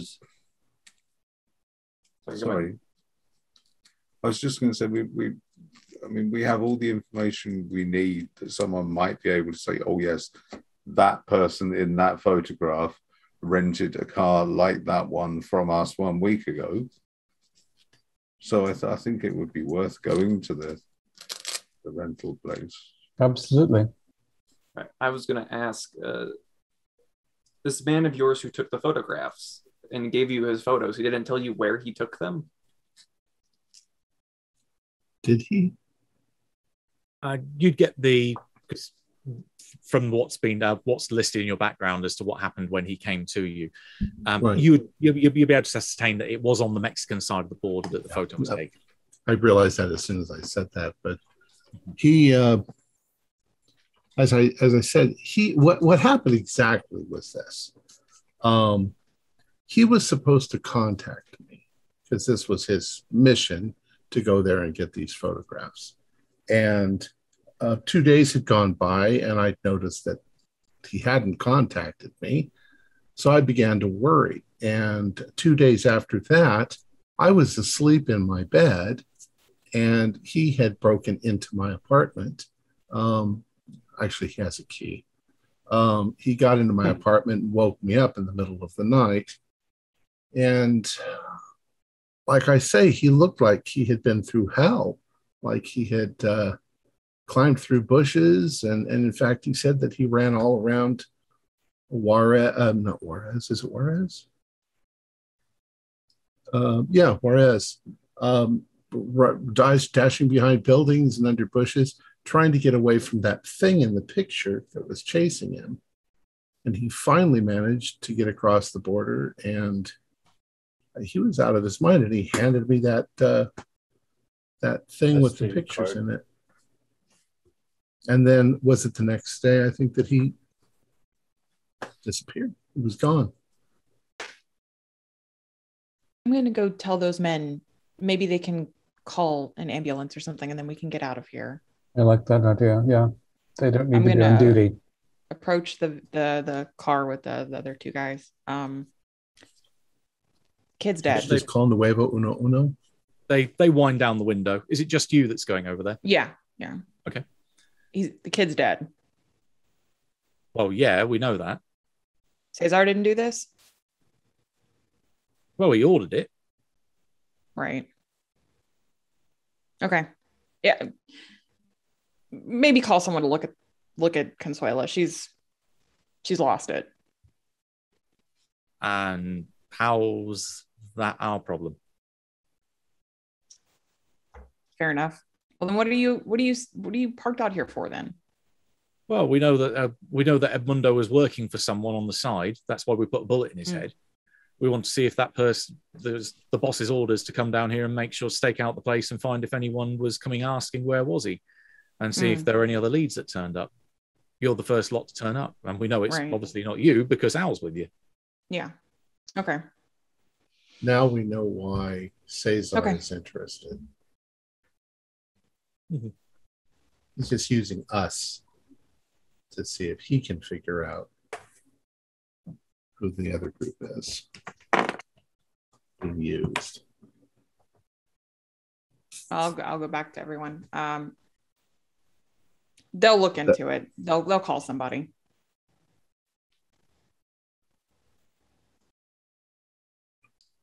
What do folks want to do now? Actually, I do have a question then for Loida. Do you tell us? No. Oh, you don't. Never mind everything that I just said. I have not drawn those conclusions.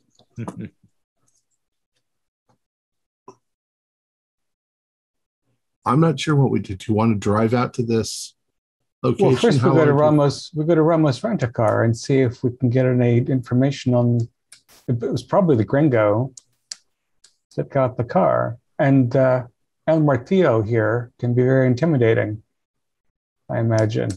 What if Ramos Rent-A-Car is the center of this operation? If we go out there and start asking questions, we could all end up like Edmundo.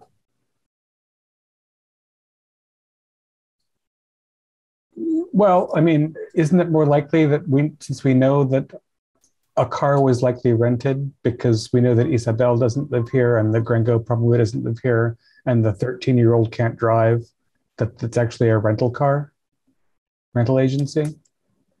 I'm just, and if it is the center of it, then what's the point of being an investigative journalist if you don't investigate? Not we need dying. to get some answers. There's some weird things going on.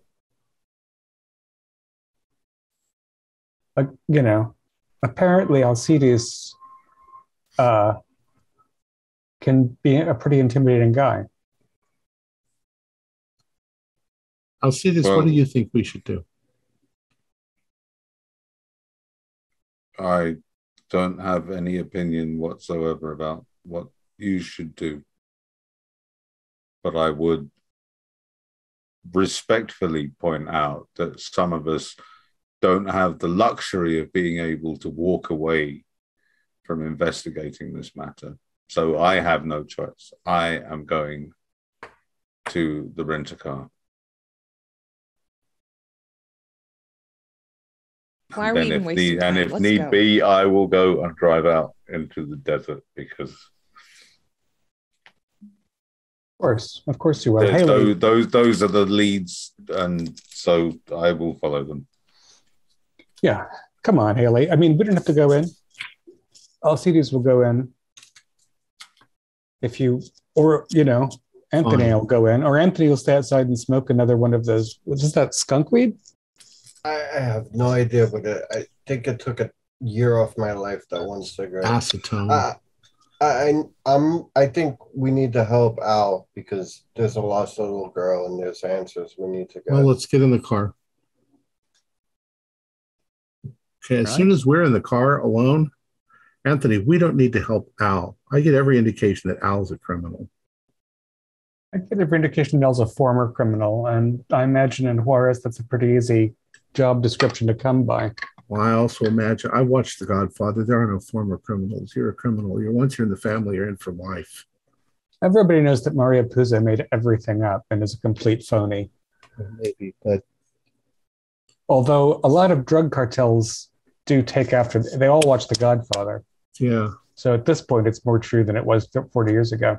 And I understand. I mean, you got to be very careful. Yeah, we could, I can't believe that we came down here and neither of you told me that there was a shark-faced mutant on the loose in Mexico. What the hell? Slipped your mind. And Anthony, what the hell happened to you in there? It's like you're snapping away at the crime scene and then you half pissed yourself. I need answers. Some shit went down. I take out the camera and I show one of the pictures of my shadow to Anna. Right. You see this photo, and yeah, I mean the interior of the house was pretty dark,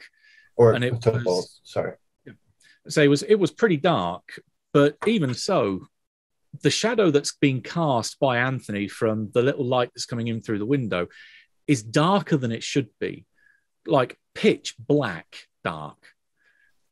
At least in the photo, anyway. You didn't particularly notice anything out of the ordinary while you were in there in person.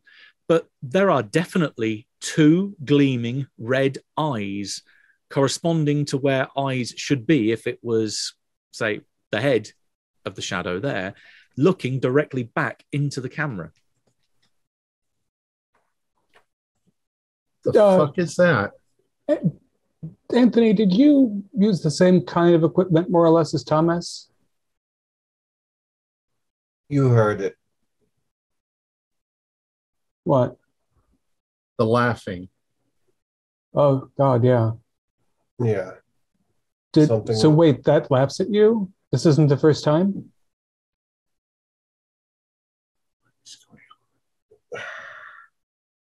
You know how we've been doing some investigative reporting on the drug cartels on the border? Yeah. Something happened, and place with the... Yep. Uh-huh. Well, my shadow is not my shadow, and it's following me. And I just confirmed it. With that, you all hear that laughter again, and it's if there's a fourth person in the car with you. On that note, do we want to take a 5-minute break if we're going to be doing a slightly longer session tonight? Sure. 5 minutes later. All right, so you've got that happening in the car with the Americans. Anything interesting happening in the car with the Mexicans? Can you believe the nerve of that man laughing at our situation, taking photographs as if he's on holiday? I'm ready to be done with them. And then that woman just saying like she doesn't even care about our Florina missing. Rude, just callous. Beyond having that photograph, I don't know what help they are. Yeah, none. I don't care about their man missing.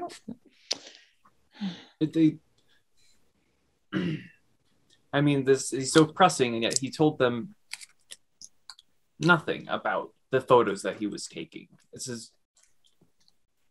all of them, even this missing man. I don't know. I can't believe Florina would have gotten so mixed up in all of this. It's just... No. There's something behind this. Somebody must have made her do it or something. Those people, they shot Eduardo, and Florina was there, or she showed up after that happened. I mean, and maybe they grabbed her. Yes, maybe they grabbed her.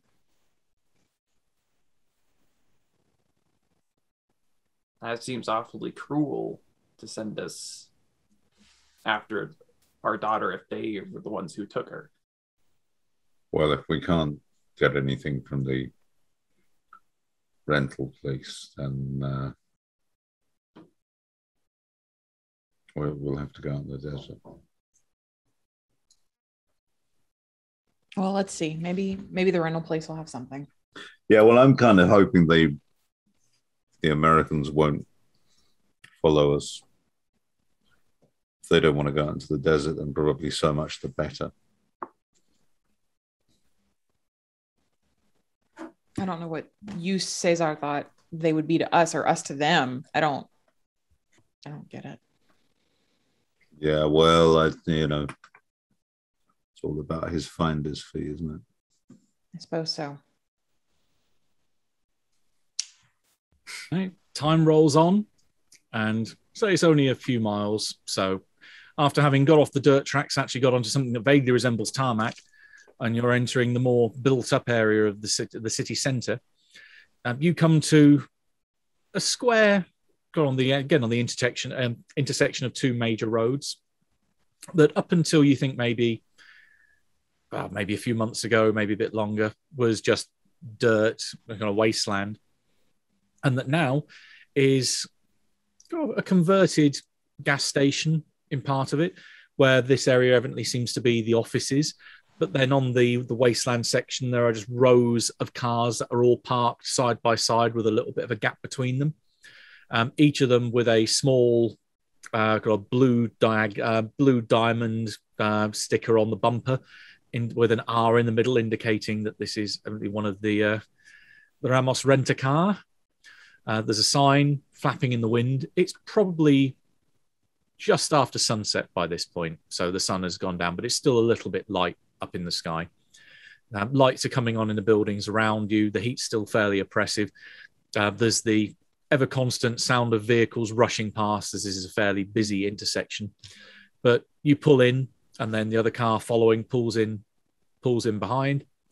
And yeah, you see there are lights on in the office. You can see a man and a woman in there moving around.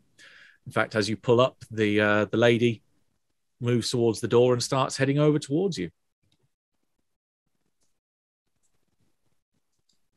We are bundling out of the Jeep behind the Rubios. Mm-hmm. I'm just going to offer, I think you'll probably make better headway than we will, but if there's anything we can do to, maybe we will stay a little bit out of sight, and we can send you, we can go on a second round if you don't get the answers you're looking for. But, Rubio, I think you're probably used to getting information from people when you need it.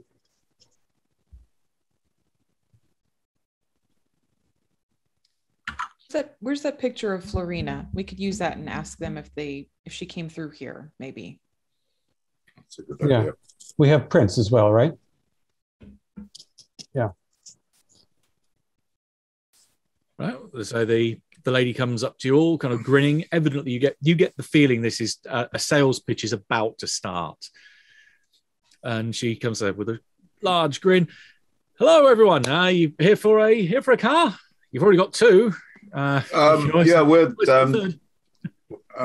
we're looking for a very specific requirement. We need a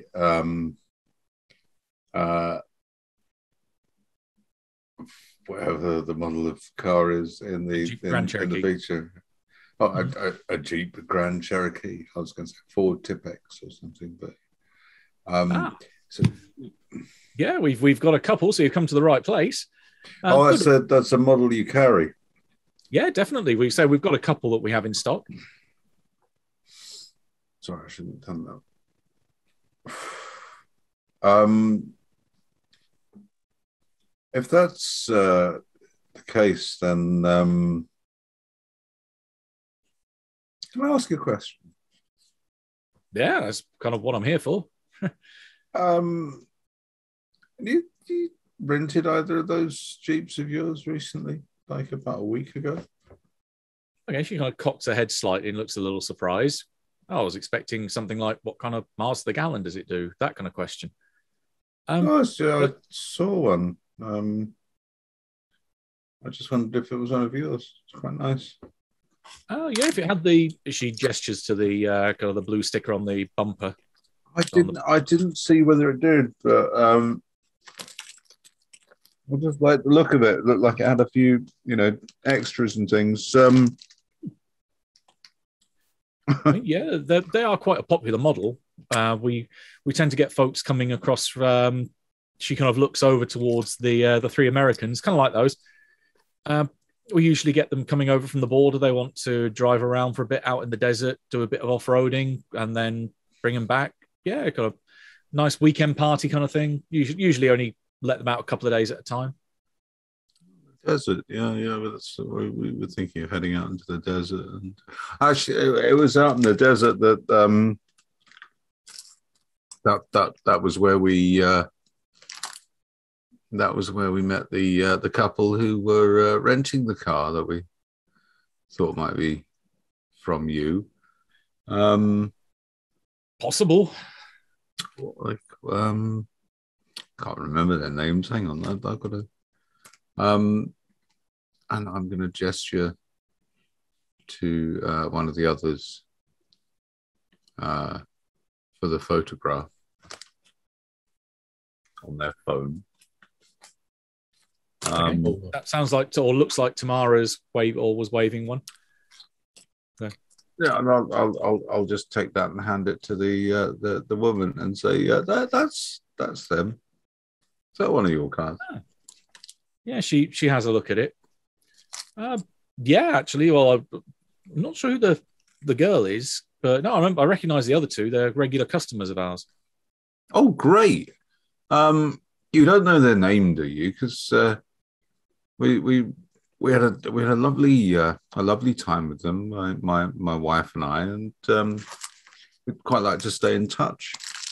Oh, we're only known by like first name basis. I mean, they're customers. We don't like to infringe on privacy and that kind of thing, especially for the type of package they ask for. So we do offer a service whereby if someone wants to take a vehicle out for a night, then we'll arrange a pickup service if they're doing a one-way trip. If you kind of get what I mean. So yeah, and the group here, they tend to. Well, to say group, I said the man and the woman, Isabel and damn it, what was his name? Domingo. That's it, Domingo. That was his name. He's yeah. She kind of almost, you do see like the edge of her mouth widen a bit in a kind of grimace. Yeah, something about him that I've never been able to put my finger on. That something is really. Oh, yeah, just gives me the creeps. I'm going to cash in my hold on Tamara for your disadvantage when you hear that.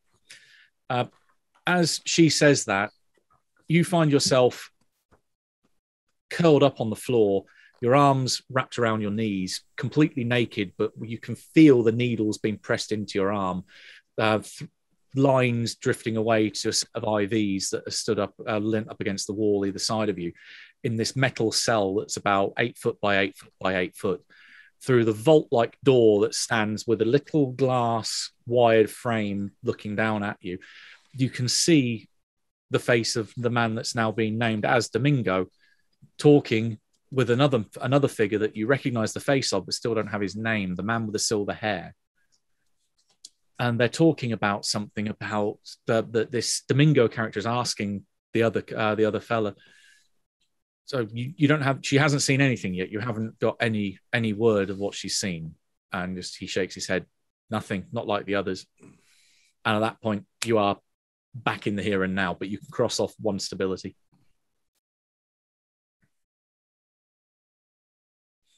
And yes, the saleswoman passes you back the photo. Says, yeah, I mean, the Isabella's normally the one that does a lot of the talking, but I've never seen a girl with them before. They did mention something as they were heading away. They had to go and pick someone up. But, well, I suppose that could be the girl you've got there, but I've never seen her before. Do they sign documents when they... Oh, yeah, of course. I mean, we're a legitimate business operation here. We have contracts to be signed for insurance and that kind of thing. But you have you don't disclose that information to people. Well, not generally, because it's legal documentation. It's kind of private. I mean, you I'm going to see put $100. I'm going to put $100 bill on the table. Yeah. Okay, yeah, she does as she's making that kind of gesture. Well, unless there was obviously something to help. That'll be fine. Come with me. And she just takes the bill and starts heading back towards the office. All right, I'll go with you. Did I notice anything happen to Tamara?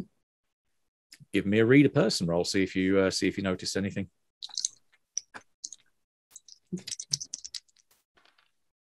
That's more like it. Merely a 12, but not injurious. Okay. Well, what's your question?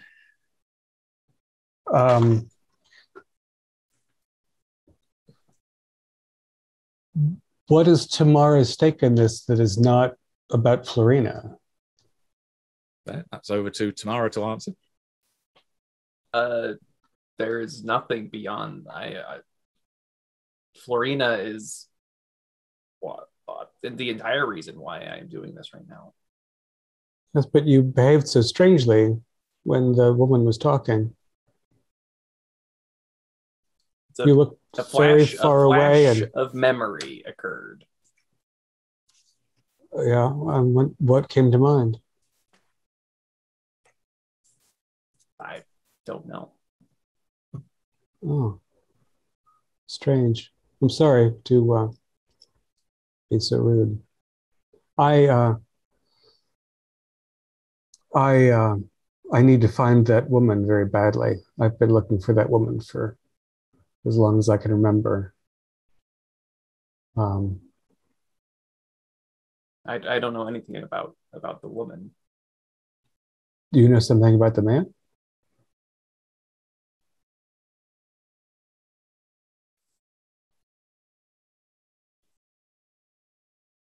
Name. It's a name. There must be so many Domingos, though. He's a saint. No, not this one. This one is unique. I don't know. I don't know. Are you work in medicine in some capacity? Hospice. Hospice. Oh, that must be exhausting.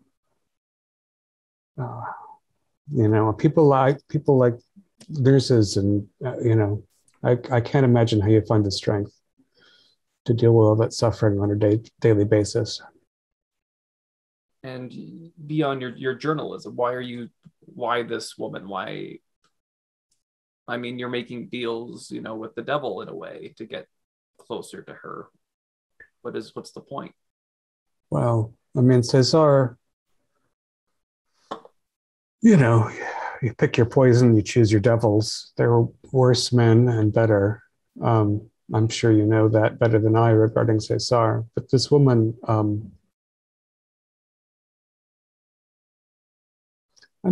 only met her once, and I really, really need to meet her again, at least one last time.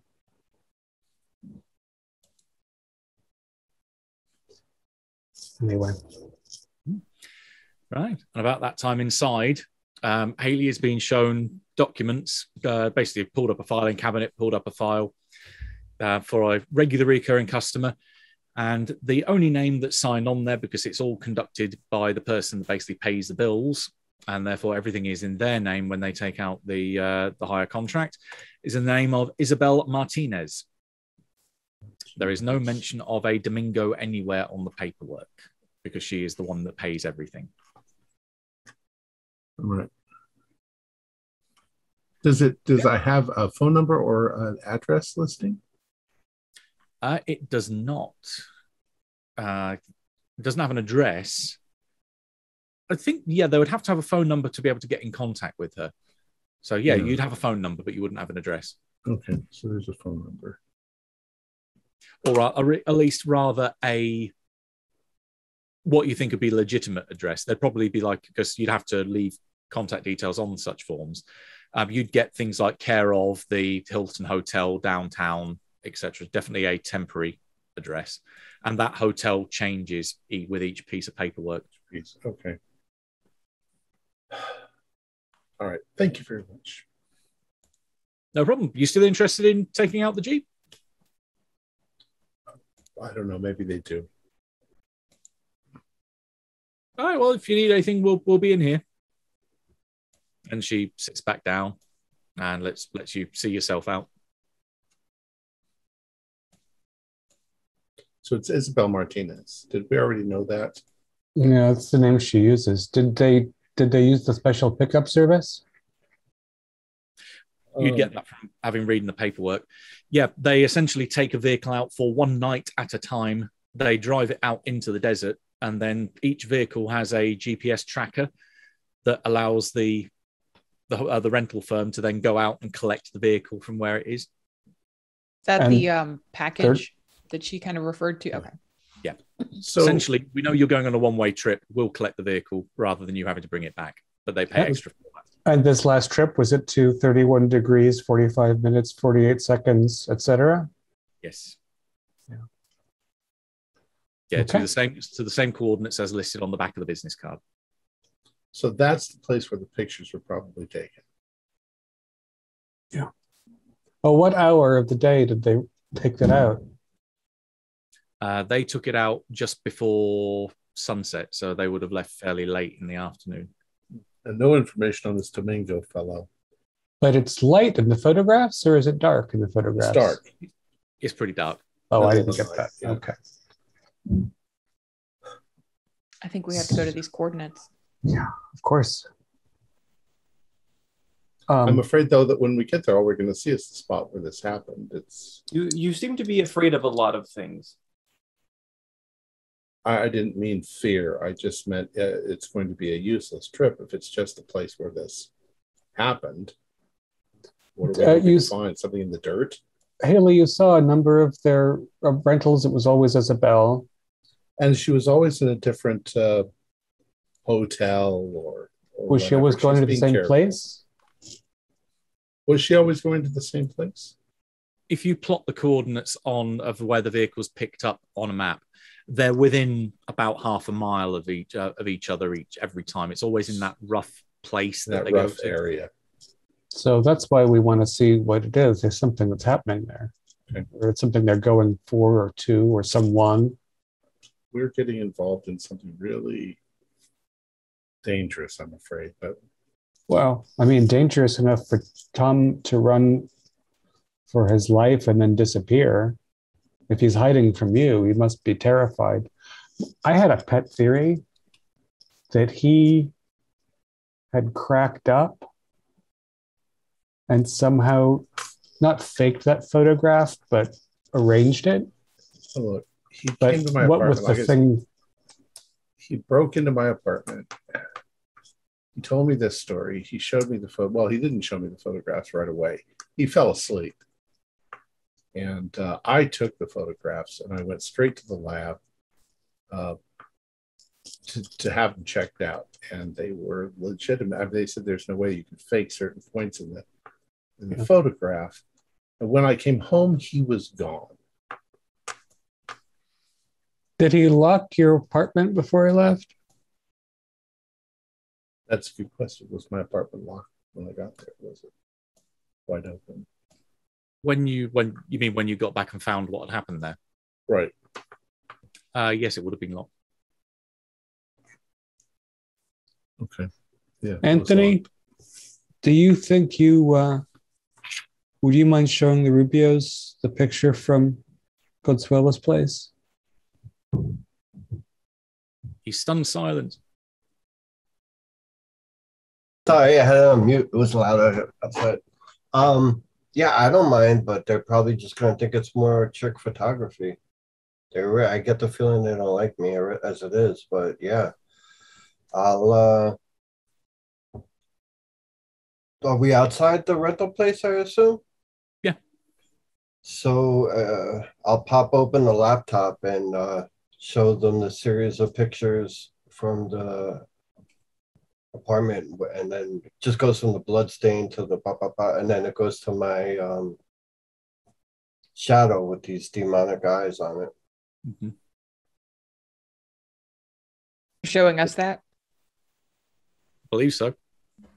Well, that's what Anna was saying, correct? Yeah. Yeah. What are you showing us? What is this? That's what you heard laughing. That doesn't make any sense. I know. There's something supernatural that's involved here. What, like ghosts? This is ridiculous. What do you call that? And the thing in the other picture with the teeth, that doesn't look, I mean, I was trying to convince myself that it was fake or that it was somebody who had a terrible mutation. But I heard the laughter. It looks like the guy in the white suit makes some sort of a gesture, or maybe it's some sort of, I mean, Mexico's full of brujas, witches, and I mean, there's got to be some weird explanation for this, but he's got a ghost. I've got somebody following me, and You've got somebody following you, Haley? oh, I think so. This is a 13-year-old girl is missing. This is the priority in this moment. I'm going to take several deliberate steps away from Anthony. Mara, are you okay? Let's get on the road. Let's get on the road. This is wasting time. I think it's fairly obvious. I'm slightly shy away from Al, like when he's going up the stairs, and I kind of fade back, and I'll be honest, I'm afraid of your husband. I'm not here to screw around. I've seen things. Let me tell you, I've seen things. You can't talk about my husband like he's a monster when you have a monster standing behind you. Can you see it? Please tell me you can see it. I know I'm not crazy. You stay the hell away from me. I'm very, very wary. Matthew, thinking back on the records, was there a pattern to when they rent the cars? You tried running this through your head, looking at the calendar, looking at the days of the week, looking at the months. It is almost deliberately random, as if there would be no way to track when the next time they would turn up would be. Okay. Okay. Senorita Rubio, I think we should probably get out to that site and maybe take the time in between to relax and figure out if we, if something else fits together. And the sooner we can find any trace of Florina, the better, of course. Let's go. We have GPS in our Jeep, so maybe you can follow us this time. I think there's just one road out there. So if there's much of a road, I think the GPS is going to be important. Maybe the Rubios should rent that Jeep Cherokee, so if we're going off road. Oh yeah, well we can pay for that. Yeah, they're getting their sedan out there to where these coordinates are. There is no road there. After you leave the outskirts of Juarez, it's then the best part of 30 kilometers across country. It's a good idea, Anthony. Yeah, Senator Rubio? Sounds like a good move. Yeah, I'll go in and put it on the company card and we can fight about it later, Haley. Okay, you sign up the relevant paperwork, you cross your name, hand over the card, and they give you the keys. All right, let's move out. And you're heading off to that point on the map. Yeah, I want to watch the thing with Anthony as he gets in the car. Okay. As he gets in the car, you can see that this shadow almost stretches as if he's moving, but the shadow isn't, because it's lingering, because it's got its attention directly focused on you. And then it stays there almost like elastic for about 2 or 3 seconds before it finally rushes back into the car and joins up with Anthony where it should be. You can keep it together, Roll, because that very much is not natural. And it is willpower. That's right. Ooh, that's a 16. Oh, you are remarkably happy. Well, no, it's not maybe not happy, but at least you're dealing with it.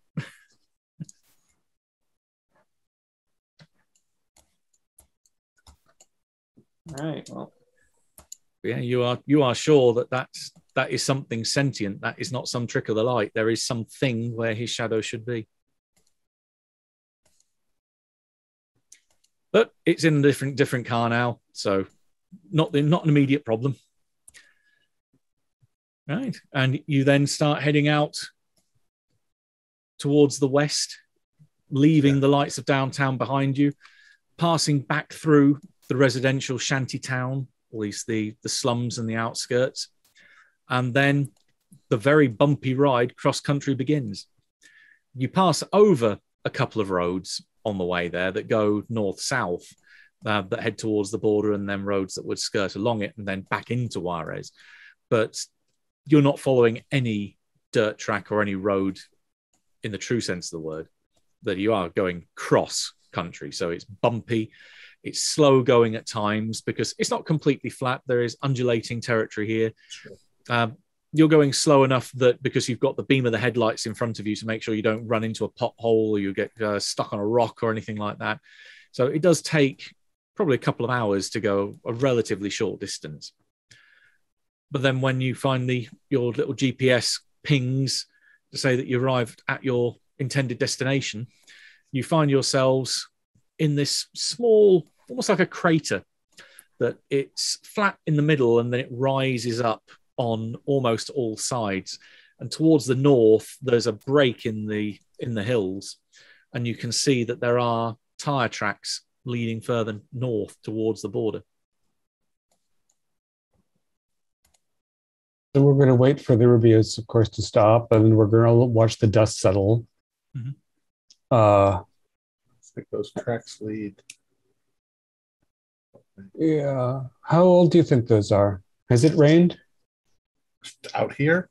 It hasn't It rained rains for 14 sometimes. years.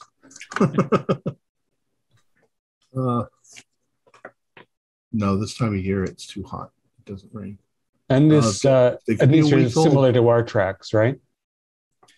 They're not Jeep tracks, but they definitely look probably a smaller vehicle, more like potentially a Jeep, but more as in a kind of open top thing. So they brought Florina here, and then someone else took a smaller vehicle north? Unless somebody brought Florina here and then they picked her up here and drove away. Because the rental was on this side of the border, and it looks like that's going towards the U.S. I don't know. Maybe I'm getting it confused. No, it certainly seems like what it looks like. Can I do a crime scene investigation again? Sure. Let's see. Add reason. Oh, I buried my sheet. 14. Okay, you get one question. Is that can I tell which, am I correct that their car would have gone that direction? So you're asking towards the US. chain of events. Okay. They arrived here in hire car. They came in from pretty much the same angle that you did. there was another vehicle already here waiting, or arrived. Well, Right. another vehicle came here. You're not too sure exactly whether it would be here already. It certainly wasn't in photo, so that implies maybe it turned up afterwards. But another vehicle came here from the north, picked them up, and then took them, as you can see, admittedly, not down to footprint level, but definitely the tire tracks would still be here after a week. You can see that they then went north, and then see another vehicle's turned up, presumably the hire company. They've picked up the original hire vehicle and then taken it back. So we should, well, we'll look around here, but at the same time, we should follow it north and see it when it gets to the border and see if there's a way they're getting through. Yeah, we should look around here for anything that indicates conflict. Do you remember Mr. and Mrs. Rubio, what she was wearing? We saw the picture. I keep forgetting we have the picture. How far was the camera from the trio at the vehicle with the monster in between? I wonder if we can. I was going to say that might be something I could help with. Yeah. Between holding it up and trying to line it up with, that's a little bit of the kind of not skyline, at least that's the little bit of the distance you can work out where it is. This marks up with the tire tracks where the vehicle was. You reckon he was probably out on the rim, because I mentioned this is like a kind of amphitheater or crater. He was basically on the ridge looking down. But that's why Thomas thought it was a safe place to hide. Is there any indication there of a struggle or any footprints of that thing in the dust? Well, you certainly find what you presume would be Thomas's footprints, because it starts off with like a scuffle of getting up out off the dirt and then running away to somewhere where you think that, there's another set of tire tracks. So he basically ran back to a vehicle and then legged it. But yeah, there is something odd. It's almost like the circular, almost like elephant footprints. Yeah, Anthony, you're going to get those, right? Yeah, I was going to say I'll take pictures of the whole area, and then from that to where the picture would have been taken, to see if anything shows up. Then I'll take out the picture of that creature and see. I know I can't see its legs, but maybe the dimensions of. It certainly looks like something big, almost like a two-legged elephant, was running at full pelt across the opening and up the ridge towards where Thomas was. And I let that known to the group. Given the indent, because you obviously see that these are big prints because pounded into the ground. Yeah, this thing weighed several tons. Holy crap. Look at this. See, here's that thing. This was not a fake.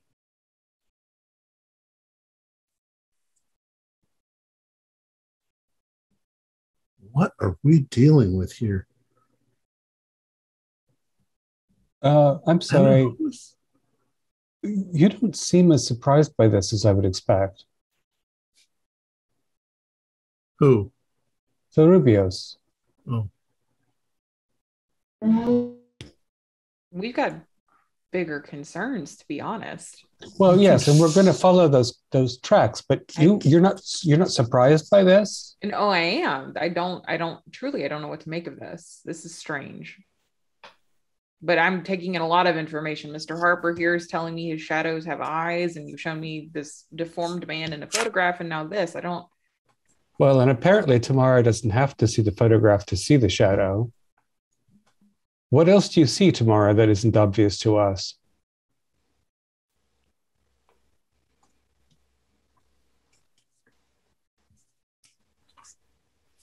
Why, I believe that you people want to find Florina. Why are you not willing to tell us what is going on?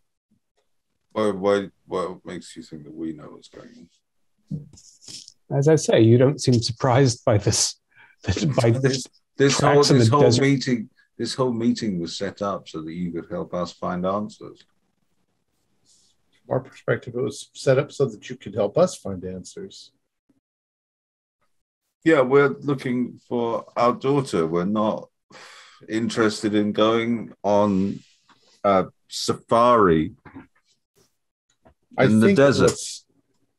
I think that what's really happening here is we are trying to find something out for Cesar, and we don't realize it. He knows what's going on. For all we know, he's the one who murdered that little boy.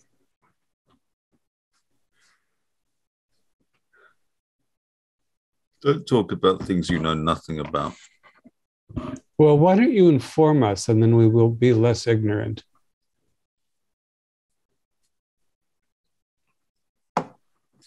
I've got nothing I can tell you. I know no more than you do. Look, Senor Rubio. Just call him El Martillo, the hammer. Was that your hammer? Was that the one you used to use? Look, we're just going to go back across the border when this is all over. We have no interest in what's going on with you in Mexico. We don't care. My point precisely. With the raised voices, I start slowly walking back towards the Jeep Grand Cherokee. Anthony's right. We're not getting anywhere. Let's just follow these tracks and see where they go. All right, let's go. All right, well, we get back in the car, and it's just Luitha and Alcides with me. That man in the picture, I didn't know it at first. Recognize him. But this Domingo, flashbacks. There's so much I've forgotten in my life, but that man knew the other man. Somebody in my Florina, the man who gave Florina to me, who knows Domingo. Domingo knows of. I wish I could remember, but Don't force it. You know that doesn't work. But this man who's taken our daughter, he was there. He was part of it. He's part of it. And they found, I don't know, they wanted her. But the Americans, they've brought something with them. It's attached to that man, the photographer, and it's watching me. Do you think they took? Do you think they took Florina because they know who she is? They must. He was. What are you two keeping from me? No, I'm not keeping anything from you. I'm just saying that. Do they know that she's Tamara's daughter? Is it linked to the fact that you recognize that man? Did they do this for a reason? This Domingo, we call him Domingo. I don't know if that's his name, but he knows the man who.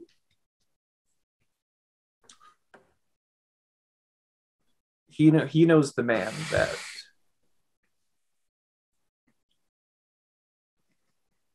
that would know about Florina.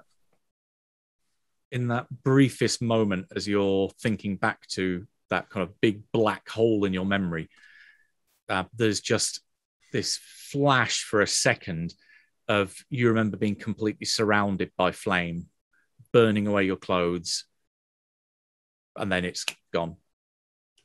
Look, dude, Luitha, the talk of the supernatural, the footprint. It's not surprising. There's things that I don't understand. I'll say this: do you have a lighter? Hey. All right, I'm going to take the lighter. I'm going to start it, and I'm just going to put my hand on it. Okay. Whoa! The two of you just see flame dancing, or kind of dance across her hand, and like what would happen if you put a stove on and then put a kettle on top of it. You see the flames wrap around her hand. Nothing happens. Apart from you can give me a keep it together roll.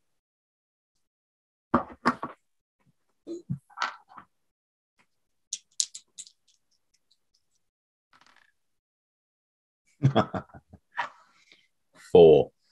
18 Woo! plus 0, 18. Yeah. Okay, well, Lloyd is definitely coping with this. Alcides, you're not. How would you like to react here?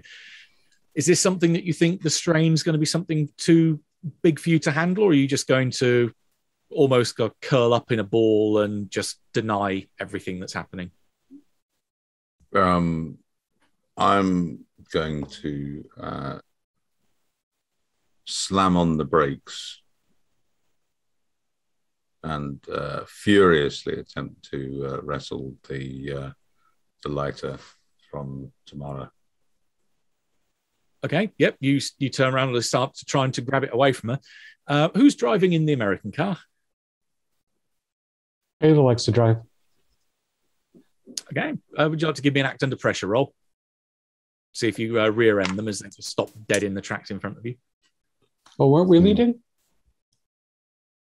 Oh, if you're leading, that's fine. You notice that they've stopped behind you. And that there's fire inside their car all of a sudden. Well, there's a Of light. course. It's a flicker. Yeah. But yeah, why'd they Guys, stop? I found something. And What do then you I mean you show found them there's a beam of light reflecting on the clouds north when I took the photo from the same position. Hey, you look north. There's just dark skies up there.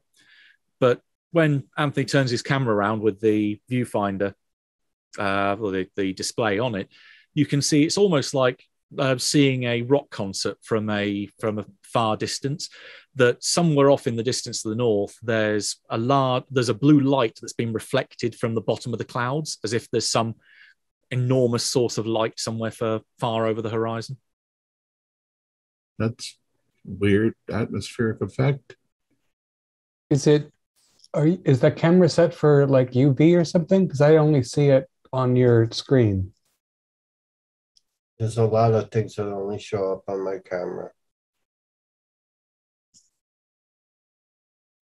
They seem to have stopped. Should we stop? Absolutely. Keep going. No, we should figure out what's going on. Give them a minute. All right, we'll slow down, stop the car. Yeah, they don't really seem to care at all about our mission. Well, They don't really want us here. if I don't have a daughter, but if I was missing a kid or a sibling, I'd be more worried about some stranger or gringo I never met too. But we're linked in this together somehow. The thing is we? I mean, we can link ourselves together. We can. I tried feeling sympathy for them and sorry for them, but they don't seem to recognize that. They just seem to. They're keeping secrets from us. They know things that this is their country. Yeah. They know what's going on, and they're not That's going to what's tell so us. frustrating. Like, why are they? They're willing to take our money and our time, and they don't want to tell us what the hell they know. And it's infuriating. But they are panicked, and I mean, okay, so Consuela and Cesar. And was she a whore for him? It was something like that. And, Alcides used to be an enforcer for him. And it was stupid of me to say that about the hammer. But, they've got reasons to keep secrets. And maybe they're all nuts. Wife is acting strange, too. Like she's skittish or... Well, and she can see Anthony's shadow. I mean, she basically said so. She just clammed up when I asked her. Because they don't trust us, so we should try to be trustworthy. We'll go to we'll see our way to the end of this path. We'll see if whatever's making a blue light on his camera, and if it's nothing, we'll keep going to the ghost town across the border, and we'll go back to worrying about Thomas. Because he probably disappeared in El Paso, not in Mexico. Well, he had disappeared in my apartment. What are you saying? I'm saying he came to my apartment. Right. He fell asleep. He passed out. You looked at his pictures. I went to check the pictures, and when I came back, he wasn't there. And there he left. there was what looked like a possible struggle, but the door was locked. Well, so he had a struggle. I mean, from what you've told me, now that I've seen the footprints, I don't know. Up until that point, I basically thought he had something in his head that was chasing him everywhere, like that movie It Follows, more or less. And Thomas was, he could have locked the door behind him. He had keys. Your secret affair, which fooled nobody, is no longer a secret. It doesn't have to be a secret. It was just I didn't want people worried about it or talking about it. Well, it's unprofessional. Who cares? Fuck professional. Come on. We're fucking reporters. I mean, who gives a shit who we sleep with? I think something got him or somebody came for him, but I don't know who. At any rate, if this doesn't pan out tonight, we just scrap it. We leave the Rubios to their own web of lies and madness, and we go back and try to track Thomas in El Paso. Yeah, that's a good idea. We're going to have to get across the border up here, though. I don't know how we're going to do it. I think it's just a fence. Or maybe if it's a fence here. That left of that stupid wall that our former... If that's right here, we should not have much difficulty. Nobody else does. Or we'll just drive along until we get back to the city limits. It's fine. Yeah, right. Do you want to... Can you flash check on them or just go? Flash your lights back at them. Flash the rear lights and see if they respond. I'll flash them. Back in the Rubio's car then. Without going to dice rolls, how do you see this little confrontation trying to get the lighter away from? I don't want him to get burned, so I'm going to stop it. I'm not going to resist if he wants to take it back. Okay, in which case you have the lighter. Probably after a few moments you're going to calm down. What the hell are you? What is that? I'll show you my hand. It's perfect. Alcides, did you know about this when you married her? Who is this woman?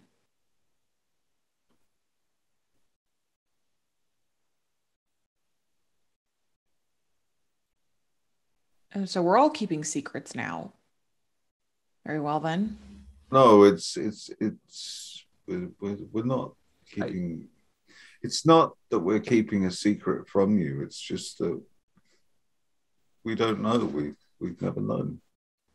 All right. Well, you've always been a little cagey about tomorrow, and I've respected that. So let's and we all want to see Florina come home. Whatever the hell else is going on here, whatever's going on with tomorrow, whatever's that thing making footprint, I don't know. But there's a priorities here. And I'll look the other way at this for now, but this is disturbing. Look, I think they're tapping their brake lights at us or something. Yeah, you can see flashing. Let's get on. Right, and as soon as we see them move, then we start moving. Yeah, gotcha. And the gap closes between you, and you meet back up and start heading further north. It's only about a mile or so that you realize this is definitely some kind of dirt track in that it's been used repeatedly, so it's worn grooves in the landscape heading out this way. But it's only a mile to the border. And at this point in the border, you can see there is a gap in the fence.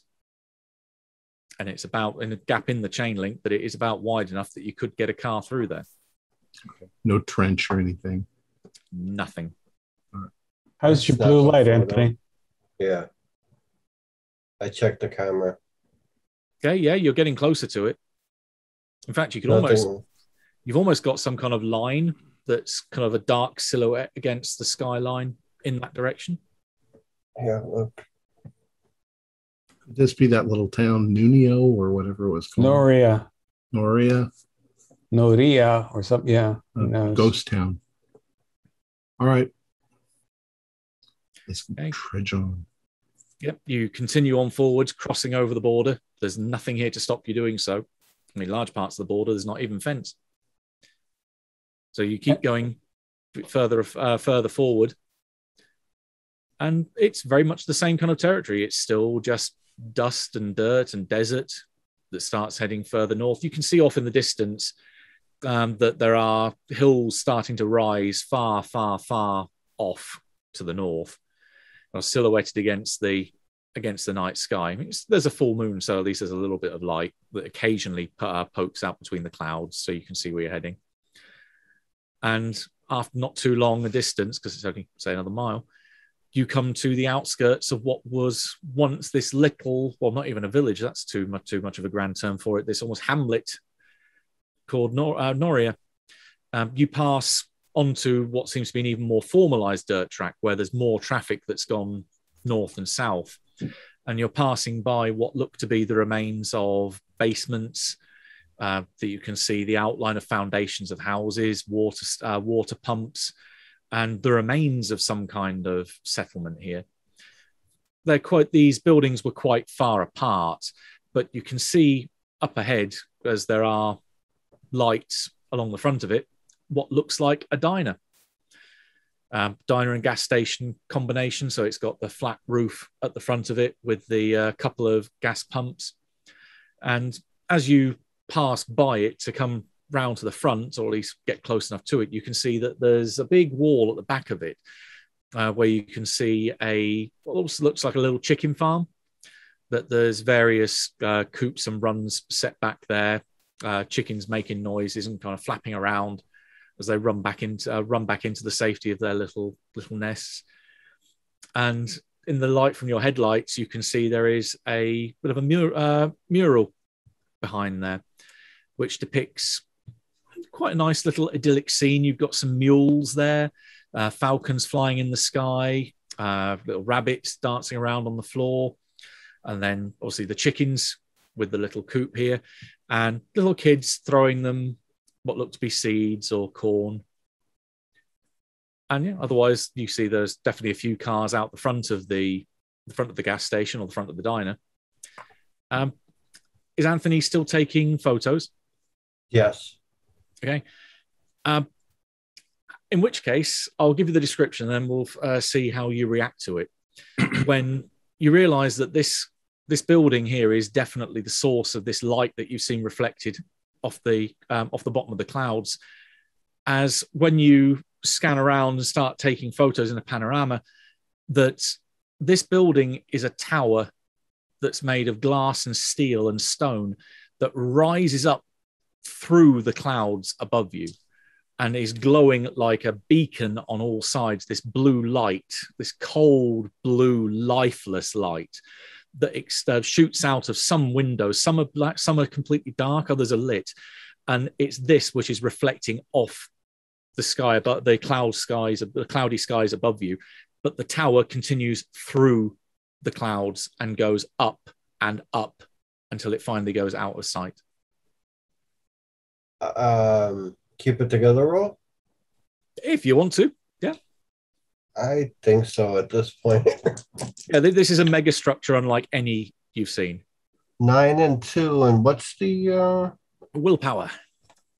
Oh, plus so 9, 12 total. Okay, you have a list of options of becoming like angry, sad, scared, etc. Questioning, confused, intrigued, actually. Okay, you could become obsessed. Obsessed, yeah. Okay, so you are quite intently going, what the hell is this? I'm really focusing on it. You gain a +1 relation to a particular thing, but I won't reveal what that thing is as yet. I passed the camera to the front seat. Mm-hmm. What? And we see the tower too? You see the tower in the image, but obviously when you look at the area here, it's just a diner. Fuck's name. What are we looking at? I park the car. I'm parking the car. Mm-hmm. We need to know more. We have to just. And now I'm buttoning on my shirt, putting my jacket on, and preparing to get out of the vehicle. Is the diner the tower, or is it in front of the tower? the tower occupies the same footprint as the diner, although it does look bigger. Look. So, Look, that's the scary part. It's like endless almost. What on earth? But it's only in your camera. Your camera's broken. There's something really wrong with your camera. It's really... The Mexicans realize the Americans have parked up and are now playing around with the camera outside, pulling up by them.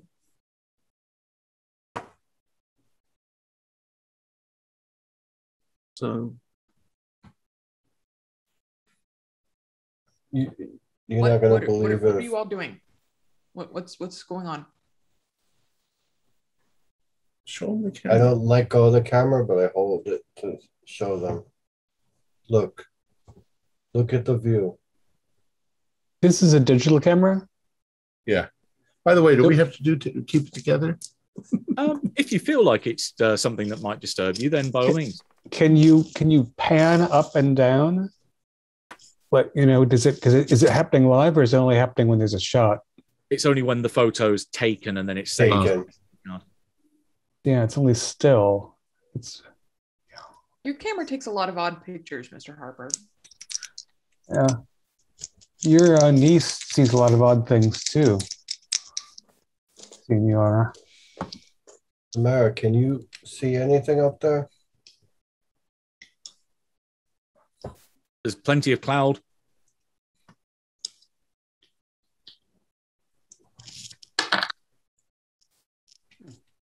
There signs of anything? Like, I'm going to start investigating the area. Look and see if there's any sign of anything else to be, of note here to indicate Florina or these people. Apart from the tracks that you've been following seem to come up to pretty much the tarmac where this diner gas station is. And obviously when it meets the tarmac, that's when it disappears. Got it. But other than that, no, you have a good look round. You see through the front of the diner, there are a few people in there. There's a couple of people sitting there eating one of the booths. You can see what looks like a lady in her 50s by the cash register. There's a girl in her 30s, or probably late 20s, early 30s maybe, that's acting as kind of a waitress that's taking food over to one of the booths. And then through a window at the back, you can see there's a guy, again, kind of 50s age, flipping burgers. Looks like a regular diner. And Go ahead. I was going to say if I could zoom into the diner and take a picture and see if I see something else. Okay. When you click, all you have on the ground level is this vast entranceway into what looks like it may have been once the lobby of this huge tower. There's broken rubble everywhere, as if this is some kind of war zone. You can see there are pockmarks of bullet holes across what were once luscious marble walls. There's evidence of explosives having been used here. It looks like some kind of battle went down, and that it is just completely deserted on the ground floor. Tamara, I understand that you don't trust me, and we all have some.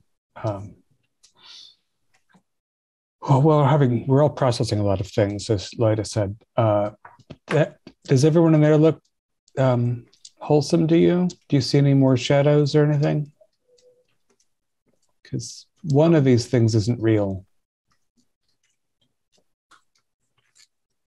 No, the only shadow thing I see is with your friend. Again, I understand your suspicion, but he doesn't like it either. He didn't ask for it. I don't think it's part of him. I just think it's bothering him. So we'll have some hash browns and then go upstairs. You're going to go in there?